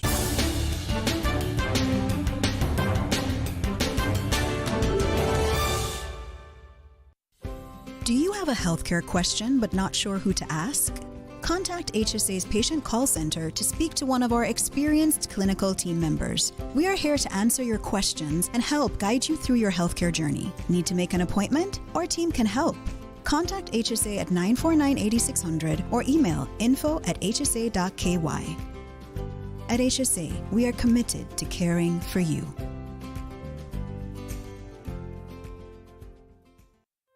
Looking for fresh, healthy food that's full of flavor? Then you've got to visit Kirk Market. Our dishes are made with fresh, high-quality ingredients. Enjoy vibrant mixed greens or satisfying pasta salads. Or try one of our delicious grill options like blackened chicken, spicy beef steak, or grilled salmon. Looking for something light and flavorful? We've got sushi rolls and poke bowls prepared daily. And don't forget to explore a hot bar or Billy Fresh salad at the salad bar. Stop by Kirk Market today for breakfast, lunch, or dinner and taste the difference. Eat well, live well with Kirk Market.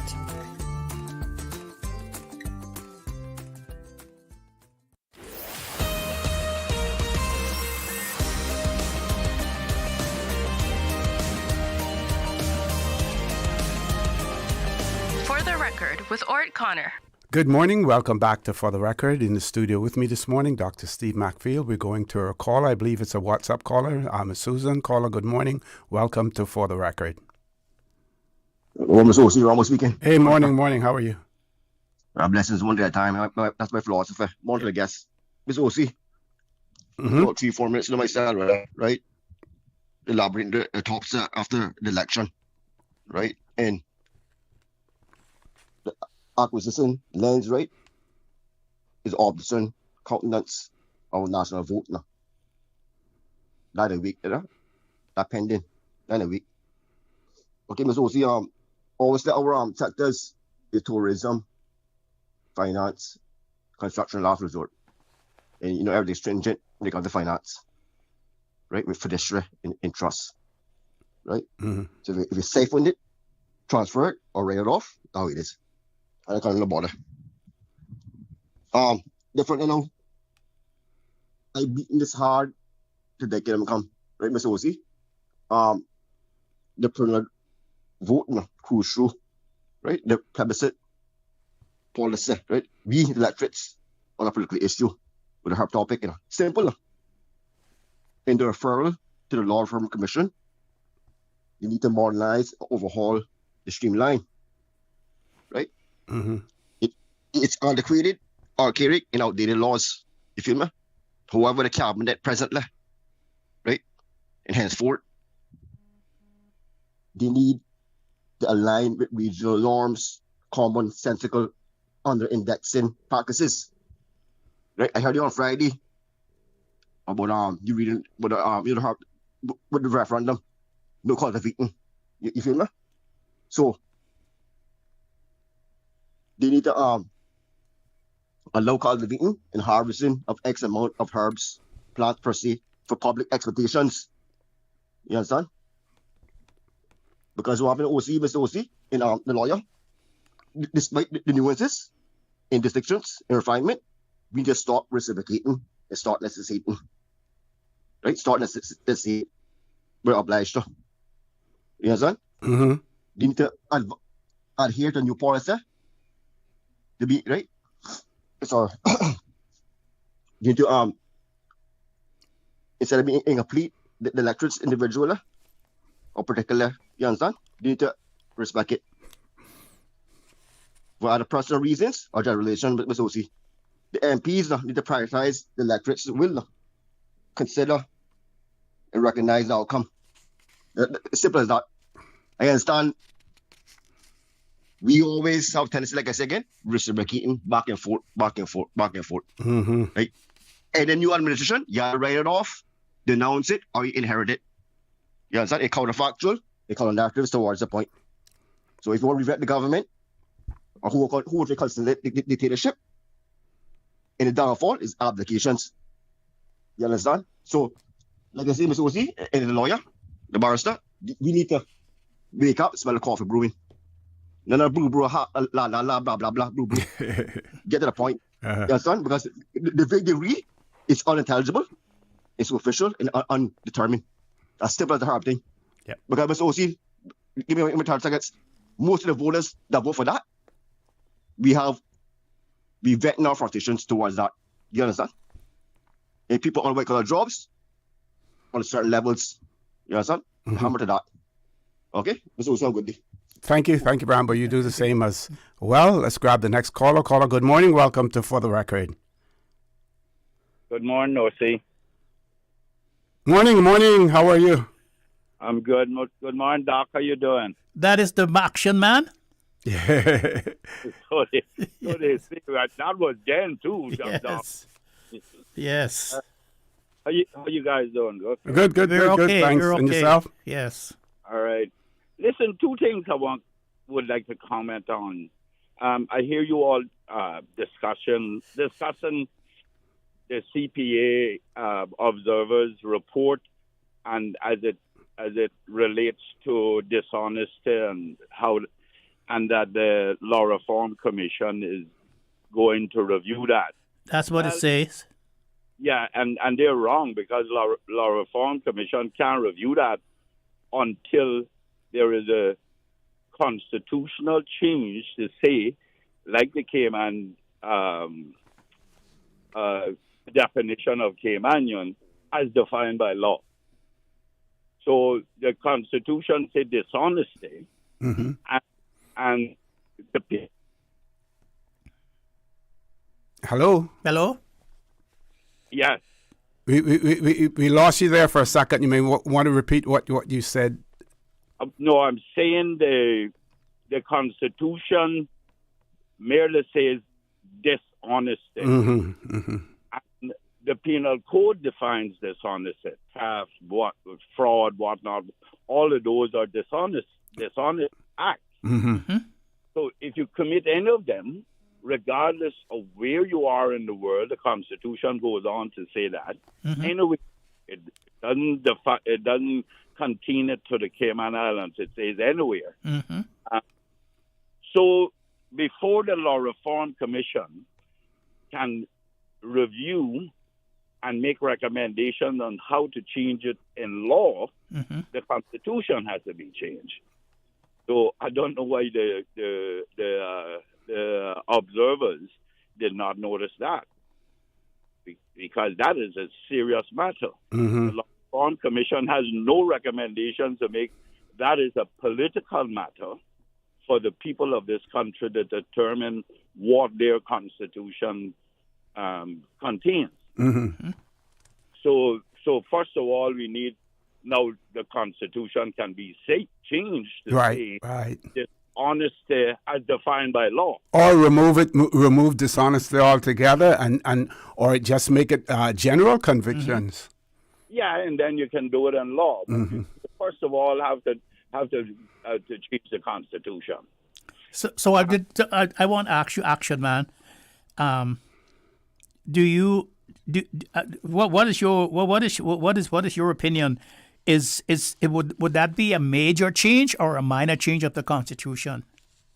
Well, it would be a minor change if both sides agree, because England is not going to make any changes to that Constitution unless the opposition agrees with it. The government can propose it, which is the usual process, and if the opposition does not agree with it, that says to England and their people that there is a sector of society that does not agree with it, because they rely on the representatives, the members of Parliament, for the voice of the people, and they're not going to touch it. I give you a classic example, Doc. When those changes came in the last time, remember Edward was leader of the opposition, and before they were sent to us, I became leader of the opposition. And I objected to the governor. If the governor proposes something to cabinet, what they were proposing was that then the governor would have the right to come to Parliament to talk to all the parliamentarians. And I said, there's no way. We must respect the government of the day, which is enabled by Parliament. What are we stepping this up to cause arguments between the members of Parliament? There is no way. I also objected to there being 8 seats in cabinet until after the next election. If we are going to do the reform that Doc, you guys did, and increase the number of members of Parliament, because Parliament right now is in contravention of the Constitution to 2/5 majority. And so I objected to both of those. Remember when they wanted to amend the one with the governor come down, there was an amendment to Section 81. I wanted Section 81 removed because England has 125, Section 125, where they have absolute authority. I wanted Section 81 removed because these governors come here with their little pet peeves and their grievances, and they want to do anything. So those were the two things I objected to. So it would work if all of those in there agree with it and the opposition concede to changing it. But I agree with you, Steve. You did two little scenarios there a while ago about E.L. Thompson and Foster's. That is not as egregious as someone molesting a child. I totally agree with you and get a slap on the wrist because of the mitigating circumstance. I totally agree with you because we should all be incensed about people molesting children, especially young girls, because that's a trust. You don't hear anybody from outside of the family that is molesting young children. It's the one inside. And you know why? Because of the trust that they place in those adults. That's why. And they can get close to them. So I agree with you that a simple thing of, a slap on the wrist for your indiscretions one time in your life shouldn't prevent you from change. We all talk about circumstances in life and qualify you to change and to go and get and get involved with your community. As we grow older, we see the light sometimes get brighter at the end of the tunnel and rush towards it with change attitudes, And the dual citizenship, I would like to comment on that briefly. Yes. Dual citizenship under the Constitution about allegiance to another country is about those that are acquired. You apply for it, such as you go to America and apply for citizenship, you pledge allegiance to that country. Now, if you're born in America, it is assumed you pledge allegiance to that country because that's the country of your birth. But your parents are Caymanians or like Turks as well, Bermuda anyway. Your parents are from that country. And because of the ease to get to different medical facilities to ensure your child is healthy when it's born and stuff, those were some of the discussions that we had. And Ian Henry agreed with us that, a parent can be traveling, and a simple scenario, a parent can be traveling 7 months and fall ill and can't get out of that country. The child has dual citizenship. And we shouldn't deprive that child of that, but of running for Parliament. But the person who leaves Cayman goes to America and deliberately acquire citizenship for whatever reason, that person shouldn't run because you have pledged allegiance to another country. Okay, got to interrupt you there. Sorry to interrupt you, but we have to go to a commercial break. I want to thank Mr. McLean very much for that. I think we have a couple of other callers on hold as well. Asking those callers, hang in there. As soon as we return from this commercial break, we'll take your call. Please stay tuned. For the record, we'll be back shortly. Did you know that Doctors Hospital provides urgent care services 24 hours a day, 7 days a week? And Doctors Hospital's urgent care physicians have access to the most advanced MRI and CT imaging in the Caribbean, providing reliable diagnostics when you need it most. When you need quality urgent care for an illness or injury, Doctors Hospital is here for you 24/7. Whether it's a migraine, chest or abdominal pain, shortness of breath, broken bones, or another urgent need, Doctors Hospital at the top of Walker's Road. Urgent care right now. Can you imagine your home completely organized? At Brand Source Custom Closets, we can. We specialize in designing and building custom closets and storage units for any room in your home, including the garage. With tailored designs and custom LED lighting solutions to fit your lifestyle and budget. Our custom closets expert is committed to enhancing the value of your home with a solution that is uniquely yours. Visit our showroom or call 623-6774 to schedule a no-obligation appointment with our design expert. Brand Source Custom Closets, 209 Dorsey Drive, Industrial Park. When a hurricane hits, unexpected costs can add up fast. Homeowners are usually out of pocket for these costs to get supplies or make minor repairs.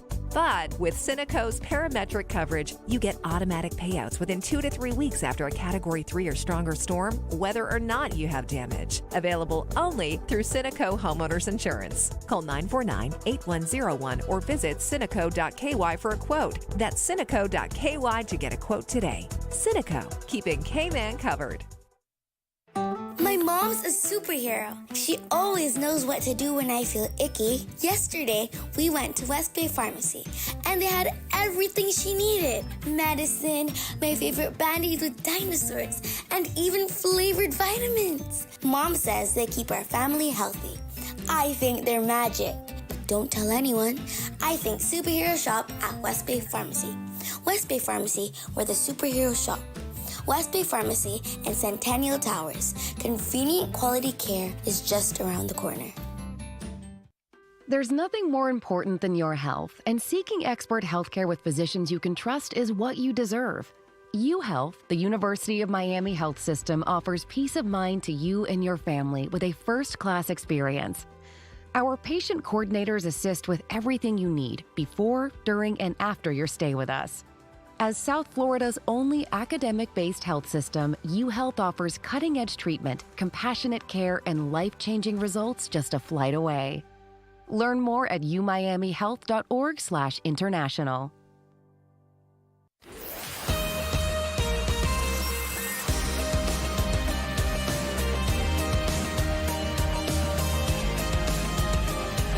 For the Record with Orrett Connor. Good morning. Welcome back to For the Record. 2 callers on hold. Which one we're taking first? The landline first. Caller, good morning. Welcome to For the Record. Good morning, caller. Welcome to For the Record. Good morning, Mr. O.C. Good morning, sir. Good morning. How are you? Oh, not bad, Mr. O.C. I still say that God is superior. He's greatest.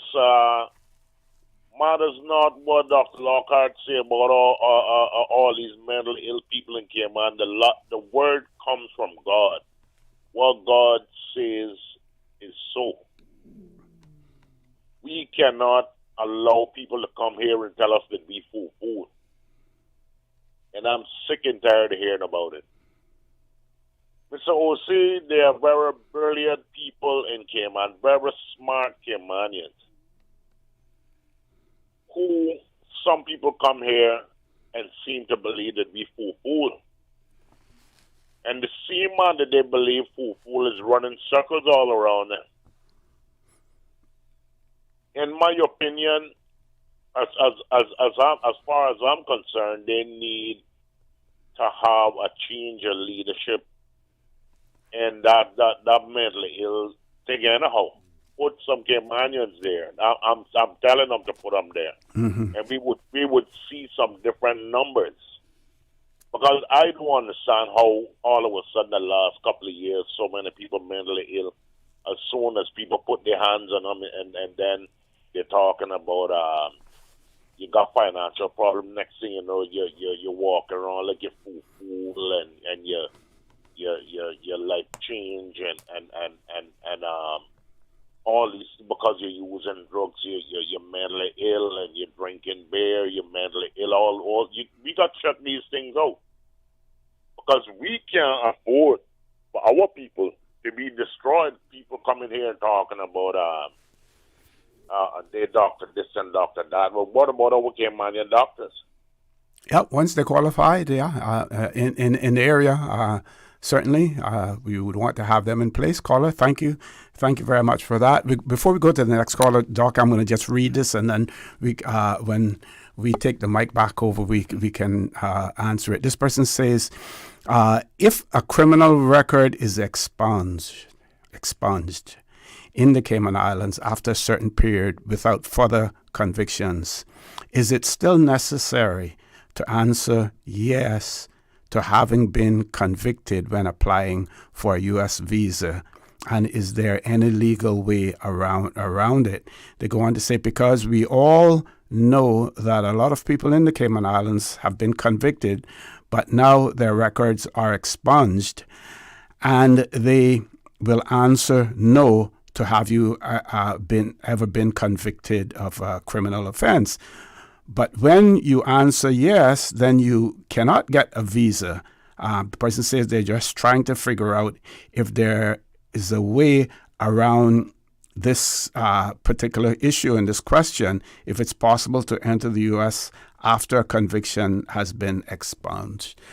Let's grab the WhatsApp caller. That is Miss Susan. Caller, good morning. Welcome to For the Record. Good morning, OC. Hey, good morning. Good morning. Well, I sent in a little voice note. I don't know if I sent it to the right number, but I'll try to cover that in my brief call here. Okay. But before I get to that, let me just respond to the question that the caller there sent, the one who sent in the message. I happen to have been involved in writing the spent convictions law, one of the last things I did as a consultant for government. So there is a provision there which says that once you are a record is expunged, then when you are asked any question, even in a court of law, whether you were convicted, you can say no. That's right. There is a specific. Yeah, you're right. Yeah, it's specifically there. Now, it's interesting that I hope that you can come back again to this issue about sentencing in the firearms context. You see, as you know, at the moment, you go to jail for 10 years minimum since they amended it. 10 years minimum if you plead guilty for a firearm offense, or or 15 years if you go to trial and you are convicted.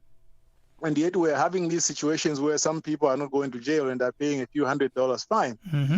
The problem is, of course, the judges have let us down, because anytime when you are given a discretion in this context, you must be able to say, look, you have to go to jail, even if there are exceptional circumstances, because Parliament has given an indication that this is a serious offense. So there's no way, if the minimum is 10 years or 15 years, that I can let you off on a fine.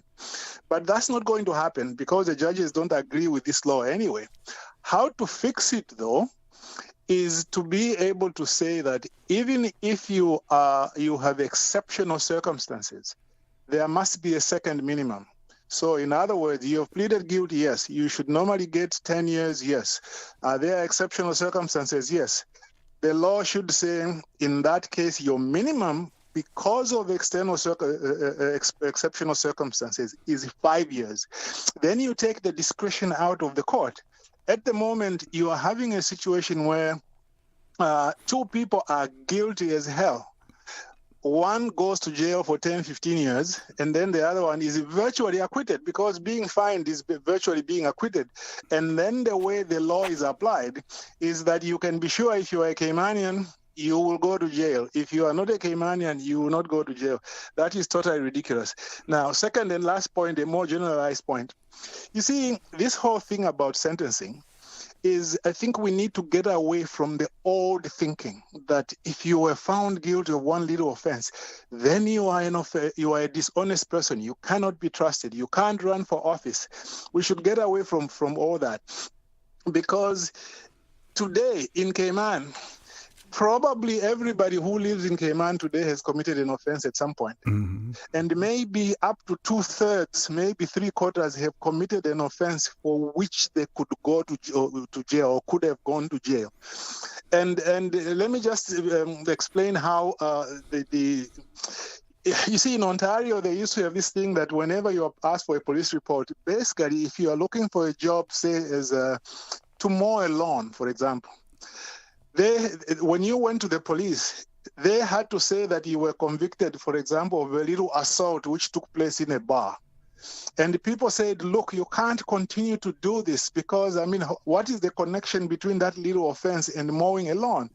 So they had to revise the law so that it was more careful in terms of what they put on your police report or not. And now it's a little bit better than that. So let me just stop by saying, without getting into some other details I was going to get into, we should get away from this idea that when somebody commits one little offense, they are a bad person and they should continue for the rest of their life to pay for this. Specifically in relation to firearms offenses, I don't think that it is solving anything to send people to jail for 10 to 15 years, because at the end of the day, a lot of the people you are sending to jail, apart from being exclusively Caymanian, some of those are young people who could have made something of their life.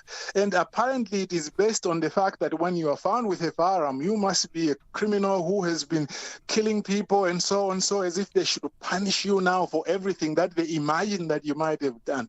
Let me just leave it there. I think this is an area which needs to continue moving towards a more reasonable way of punishing people. people. I thank you. Thank you very much, Billy. Billy, for that. Billy. Doc, I'm going to have you respond to him as soon as we return from this commercial break. Folks, please stay tuned. For the record, we'll be back shortly. Hey, Bobo, TD, cousin, everybody. I hear Cayman Airways celebrating their 57th anniversary by giving us the gifts, about 10 of them, because they got airfares on sale now for flights to every place they fly to next month through December. Look here, I go and book my flights now to go Galawantan this month with Cayman Airways. I'll see you directly. Catch your seat on sale by August 11th. Other conditions apply. Book on Caymanairways.com, our new mobile app, or call us on 949-2311. Cayman Airways, celebrating 57 years as your award-winning, uniquely Caymanian airline. Accidents and illnesses can strike without warning. Ouch! When it comes to urgent care, every second counts. At Doctors Hospital, we have a dedicated team of experienced doctors and nursing staff available to you 24 hours a day, 7 days a week. Don't waste time in an overcrowded emergency room when you need urgent care. Whether it's a broken bone, a severe infection, or a sudden illness, trust in Doctors Hospital's unwavering dedication to providing the best immediate care. For complete urgent care when you need it the most, choose Doctors Hospital, located in Georgetown, 16 Middle Road. It's a sizzling summer with Jan Money. You can win a luxury weekend getaway for two when you send or receive money from now until September 30, 2025. That's right. We're turning up the heat this summer with Jan Money. Visit www.janmoneyonline.com to learn more about how to win. What are you waiting for? Send, win, relax this summer with Jan Money. Your dream home starts with a vision, and often inspiration is at the heart of that vision. Brand Source Home Gallery's in-house designers are here to help bring your vision to life. Whether you're remodeling or building a new home, Brand Source Home Gallery is your one-stop solution. Explore their kitchen cabinets, sinks, faucets, bath fixtures, tubs, vanities, and more. Let Brand Source's designers help and inspire you with your next project. Call 623-5000 and schedule an appointment with a design expert at Brand Source Home Gallery, Dorsey Drive, Industrial Park, serving Cayman for 50 years.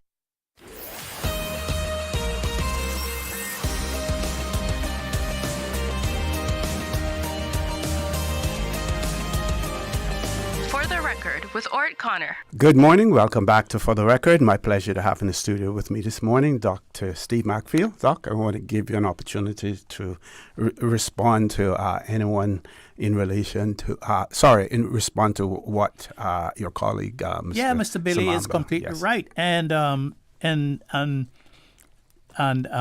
he's completely right. And it goes to reinforce what I said about the new law and the old law. The Rehabilitation of Offenders Act, your conviction was automatically expunged. Mm-hmm. You didn't have to go to a board to apply to get it expunged. Now you have to do that. And Mr. Billy is right. So once that the conviction is expunged, you don't have a conviction at all. Mm-hmm. Mm-hmm. You did not have a conviction, you don't have one, and you did not have one.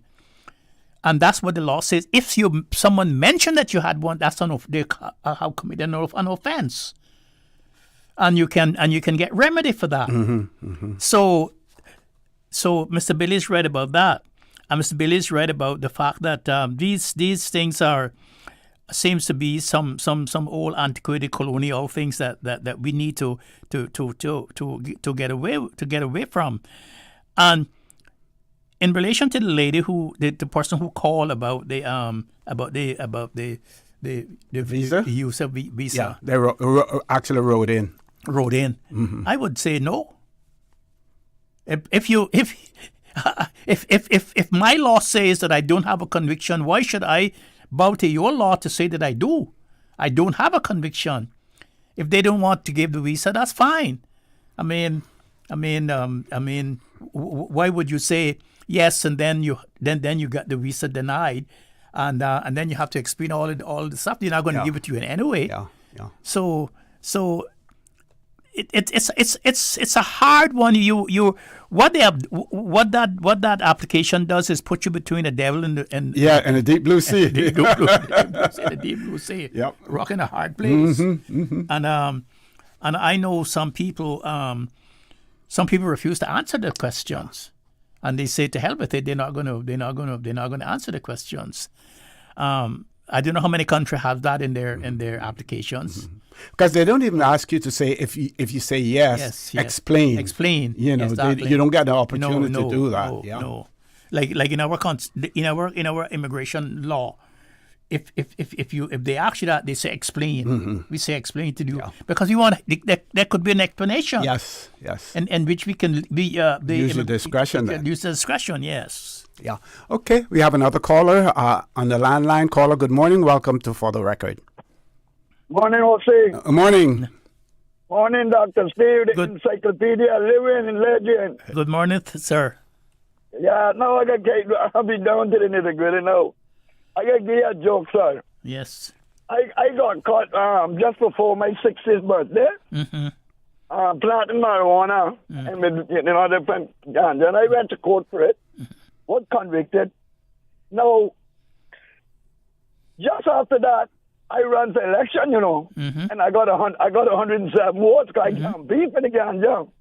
But now the joke is, by me having that ganja conviction, which I'm trying to get it expunged now because 7 years, I couldn't get a police record to run my own business, my liquor license, but I could run for Parliament to make laws of the land. Very interesting. Now you tell me really. Now, here I am running against the law.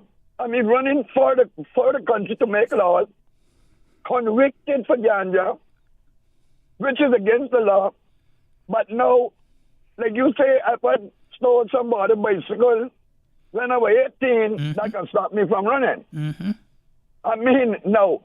I'm against anything dishonest because, trust me, I've been arrested plenty, but nothing for that.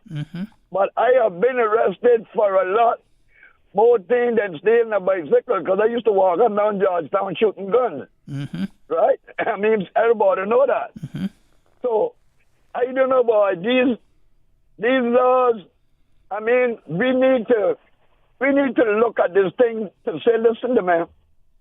We're in the 21st century, for God's sake. I mean, we ostracize. Everybody got a head in the sun. Now why everybody can come here and live so big and large, and they say, look at those poor Cayman idiots. Yeah, but Mr. Each other. Yes, sir. Mr. McKeever, the strange thing about your case is that you were convicted for selling for planting a drug. Yes, sir. And then you could not get a license to sell a drug, which is alcohol. Yeah, thank you, sir. Right. Isn't that something? It is. No, you're right, sir. No, marijuana is illegal, but the liquor is legal. Yes. Because I convicted for marijuana, I can't get license to sell a legal drug. Something is not right in that picture. Yep. Yes. And how you guys, thank you very much. Interested topic. Thank you. You know, what I have observed also, Doc, is that unless, there is broad support and, and it's an initiative that has to be taken by the people, because my feeling is that those parliamentarians, those elected members of Parliament, they're already there. There is nothing that has disqualified them from being members of Parliament. And as a result of that, they really don't have an interest in removing any barriers because it doesn't affect them in any way, which is unfortunate, which is why we really, really, really have to get that grassroots, movement and initiative coming from it as well. What we've done is we've closed off the phone lines now because Doc want to give you an opportunity to talk some more, and we want to focus on this dual citizenship situation. Now, when we look at the Turks and Caicos, the CPA BIMR election reports in Turks and Caicos, they say that a catalog of disqualifications from standing for elections is set out in Article 49 of the Constitution, talking about Turks and Caicos. Those disqualified include persons holding certain public office, judges, persons who have been declared bankrupt, and persons doing business with government, unless disclosed to the Integrity Commission. Convictions for election offenses, corruption, and serving in part of a person's sentence for more than 1 year within the 15 years preceding the election also disqualify a person. This is in Turks and Caicos now. This latter exclusion of former prisoners appears to contravene international norms, which require that political rights should be restored within a reasonable time upon completion of a sentence. So the international norm should be after you restored, complete right? your sentence, really, just after you complete your sentence. Yeah. Then it goes on to say Article 41, subsection 1A of the Constitution disqualifies certain individuals who hold dual citizenship, stating that a person who is, and you will recognize this language, I quote, is by virtue of his or her own act under any acknowledgement of allegiance, obedience, or adherence to a foreign power or state. That's the cookie-cutter river constitution that the UK has used for all of us. Shall not be qualified for membership in the House of Assembly. The interpretations of this provision has had a disputed legal history, as the elements of the disqualification, whether acquisition of citizenship has been active or passive as an adult or as a child, are not defined in the Constitution or in the elections ordinance jurisprudence, in election ordinance, similar to Cayman. Jurisprudence of the domestic, region, and international courts has historically been relied upon to advise aspiring candidates whether they ought to renounce foreign citizenship in order to qualify or to stand for election. The Court of Appeal of the Eastern Caribbean Supreme Court in the St. Christopher and Nevis case of Dr. Douglas delivered a ruling in March of 2020 which offered an authoritative interpretation of identical disqualification provisions. The AG of the Turks and Caicos Islands offered advice on the rules of dual citizenship to the supervisor of elections, including the application of the Douglas decision for these elections. The mission was informed that circulation of this advice was very tardy and that 3 intended candidates renounced citizenship of the Bahamas in order to ensure compliance with the law. The advice, when circulated, indicated that there had been no need for such renunciation. Those 3 candidates had therefore lost a precious asset needlessly.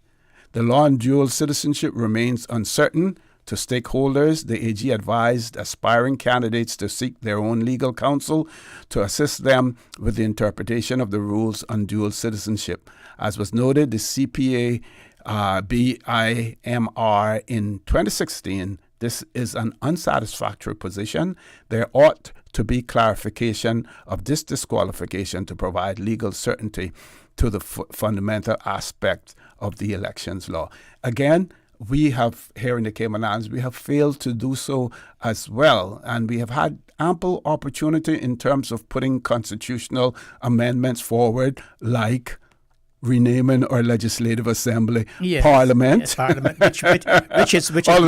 which is not a parliament. Right, yeah. And we've done all of that. But the serious issues, because like I said earlier, that a lot of people are of the opinion that the then Chief Justice's decision was erroneous. Yes, well, and unfortunately, it could not be appealed. Yeah, well, beyond that. Well, that's another thing. That's another thing.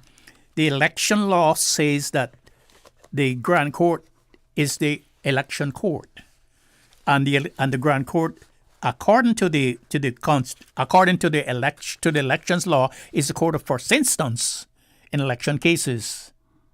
In most other jurisdictions, the decision for an election decision does not end with the first instance case. There's also a court of appeal case in which you can go to clarify whether or not the first instance case was right or wrong.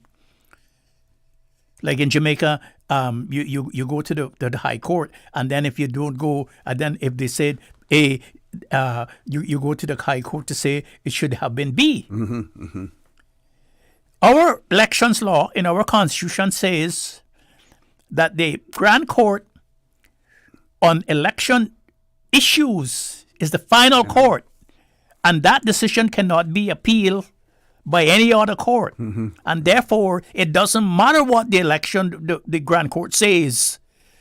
It can say right or it can say wrong, and you cannot appeal against it. And in this day and age, is that satisfactory? No, that's not satisfactory.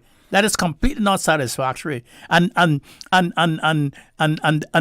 facts of the case, I mean, when I was fighting the case with Tara Rivers, Miss Tara Rivers, it has nothing to do with any personality or any party against this other party. It was completely fighting a constitutional issue. And Miss Rivers was a solicitor working in the UK, paying taxes to the United Kingdom government.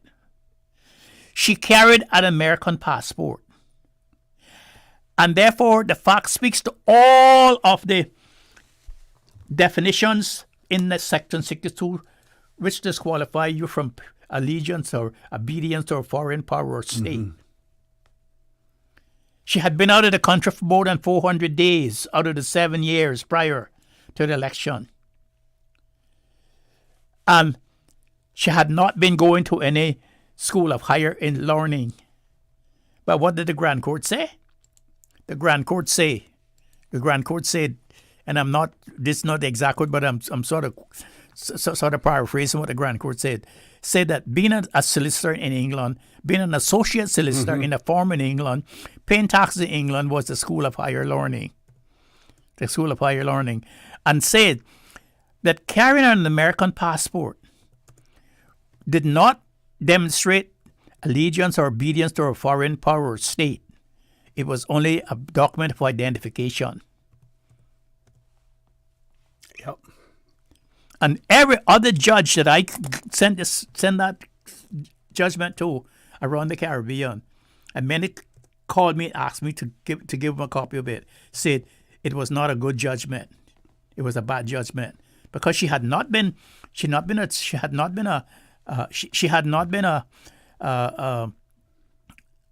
student in a university, but she had already finished with the university system.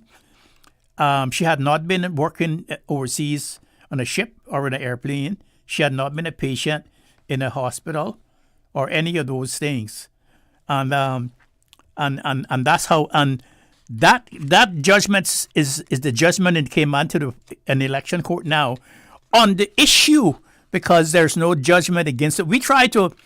We went to the Court of Appeal to see if the Court of Appeal would give some assistance in us. We didn't go there to win the Court of Appeal. We just went there to see what the Court of Appeal would do. And the one who gave the judgment in the Court of Appeal was Mr. Motley from Barbados. And says, you're out of court. You shouldn't be here. We can't hear you. We have no jurisdiction to hear you because it cannot be appealed. Not even judicial review. Wow. Yeah.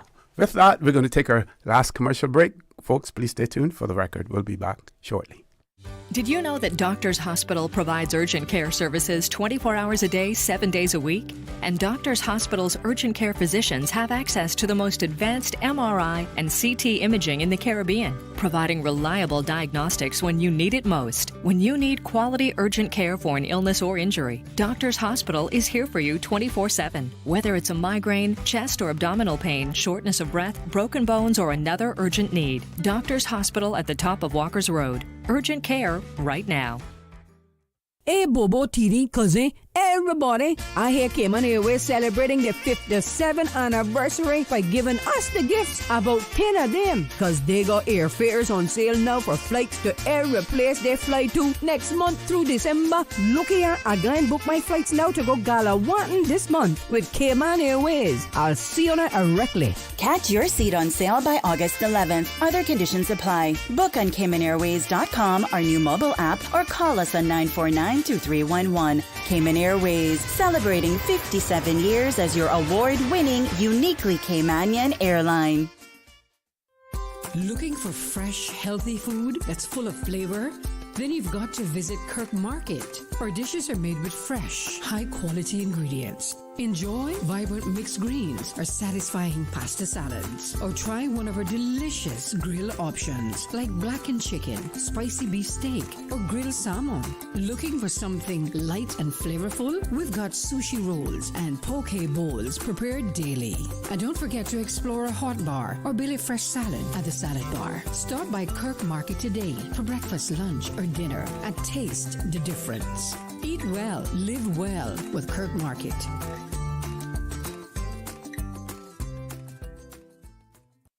Tune in every Monday through Friday at 12 p.m. for Radio Cayman's Midday Newscast. Radio Cayman, the people's station, your trusted official source for the latest news. The 12 p.m. news is proudly brought to you by Health City Cayman Islands. World-class healthcare within your reach.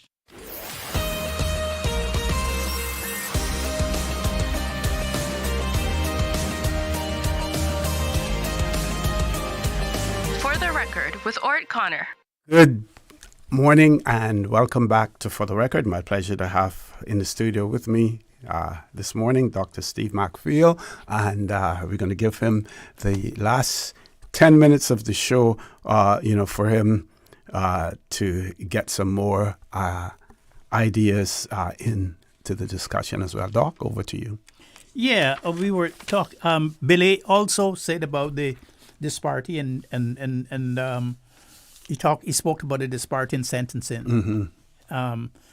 And it seems to be that a lot of Caymanians are talking about the disparity in sentencing between those who are not Caymanians and those people who are Caymanian, especially those people who are not Caymanians who are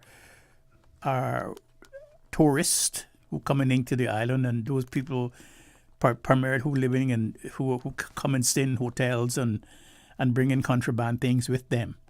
Either it's a bullet or marijuana or some other paraphernalia that is a contraband, and when it is found on them and they go to court, they get a fine, and there are no convictions laid against them. Caymanians, a lot of Caymanians are not happy with that, because they say there's a difference between there's a definite legal difference between them and their foreign counterparts, mm-hmm. who are committing the offenses, and they're wondering why is it like that, and I am wondering why is it like that, because I've seen it so many different times. Just because you come here and you visitor, and it seems to me that it's an offense in Cayman. It might not be an offense. A lot of people are saying, "Oh well, it's not an offense in the United States.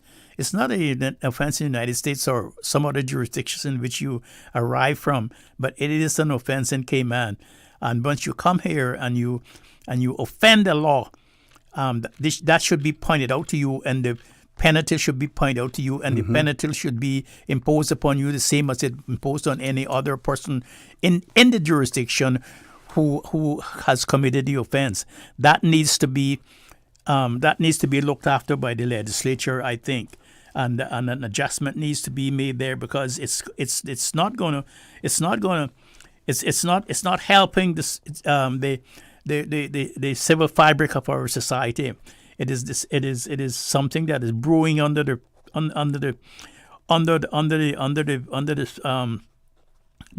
tree, as you would say in the old days, under the tamarind tree, and it's not good. And people, it's so blatant now that people are looking at it and seeing it, and are saying that there's this, and they're calling it discrimination between the foreigners and them.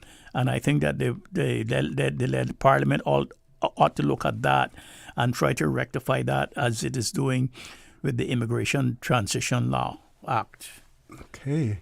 I want to recommend reading to our listeners and our viewers as well. There's an article from the Antillean Media Group. This article was written, I'm trying to find a date on here as well that I can tell you, but if you Google the political costs of dual citizenship in the Caribbean. I'm going to repeat it again. Google the political costs of dual citizenship in the Caribbean, and it has to do with CARICOM and foreign policy, and it speaks to the various Caribbean countries in relation to the whole issue of dual citizenship. And I'll find a part that speaks about the Cayman Islands as well, because they do mention, it says, interestingly, some British overseas territories are more permissive of dual citizens' political involvement than are many sovereign Commonwealth nations. For example, in 2013, the Grand Court of the Cayman Islands rejected a petition against Tara Rivers, the territory's education and employment minister, who is also a U.S. citizen. The court ruled that since Rivers was entitled to U.S. citizenship at birth, she had not sworn allegiance to a foreign power, even though she voluntarily renewed her passport, as well.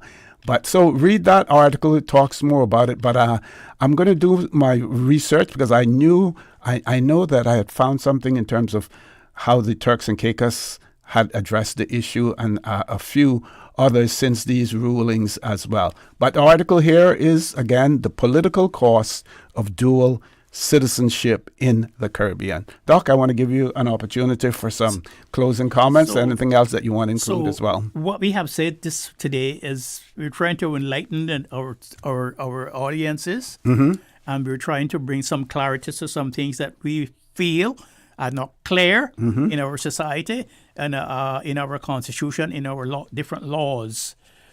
Now, a lot of people might say dissent, because sometimes dissent is treated as sedition, and identity is treated as insubordination. We want to be identified as Caymanians, and some people will say identity is insubordination. But it takes leadership to do all of these things. I am so happy that I work for the Ministry of Border Control and Immigration. The minister and Mr. Michael Miles has shown leadership in that cabinet position, and I would like to say on the radio this morning that leadership is not a title. Leadership is not a position. It is action and example. And Mr. Minister Miles is taking action and is showing the example of what a leader should be. So, because there are too many people who come here and build their economic power world on our backs, and when we decide not to kneel, they're afraid and they react against us. And that is the problem that we face, and then we capitulate and walk away, and the same thing happens today, tomorrow, the next day, and the next generation. Okay, and I know that you're limited in terms of what you can say. Yes. But whether or not you can opine on, we now understand that Parliament will not meet until, we were hearing September, but possibly October. Whether or not there will be sufficient time for the implementation of some of the amendments that we're expecting to take place on the 1st of January. I believe so. I believe that there's enough time. The minister has made it quite clear. Minister Miles has made it quite clear that it's going to be done, and it's not going to be in a dilly-dallying, and he's bringing this stuff straight from all of the information that he's gathered right straight to the legislative drafting, drafters, and then from there right straight to Parliament. And he said it's going to be done for the September sitting. And since the September sitting is not going to be until October, perhaps it will. That's a better time. That now he has more time, to do that. Okay. And I'm looking forward to it. Excellent. Doc, I want to thank you. I'm sure that all of our listeners, based on, all of the WhatsApp messages that have been coming in and the phone calls and stuff like that, happy to hear your voice right here. And, we will be doing more of it as well. I want to thank you. Thank you again, as usual.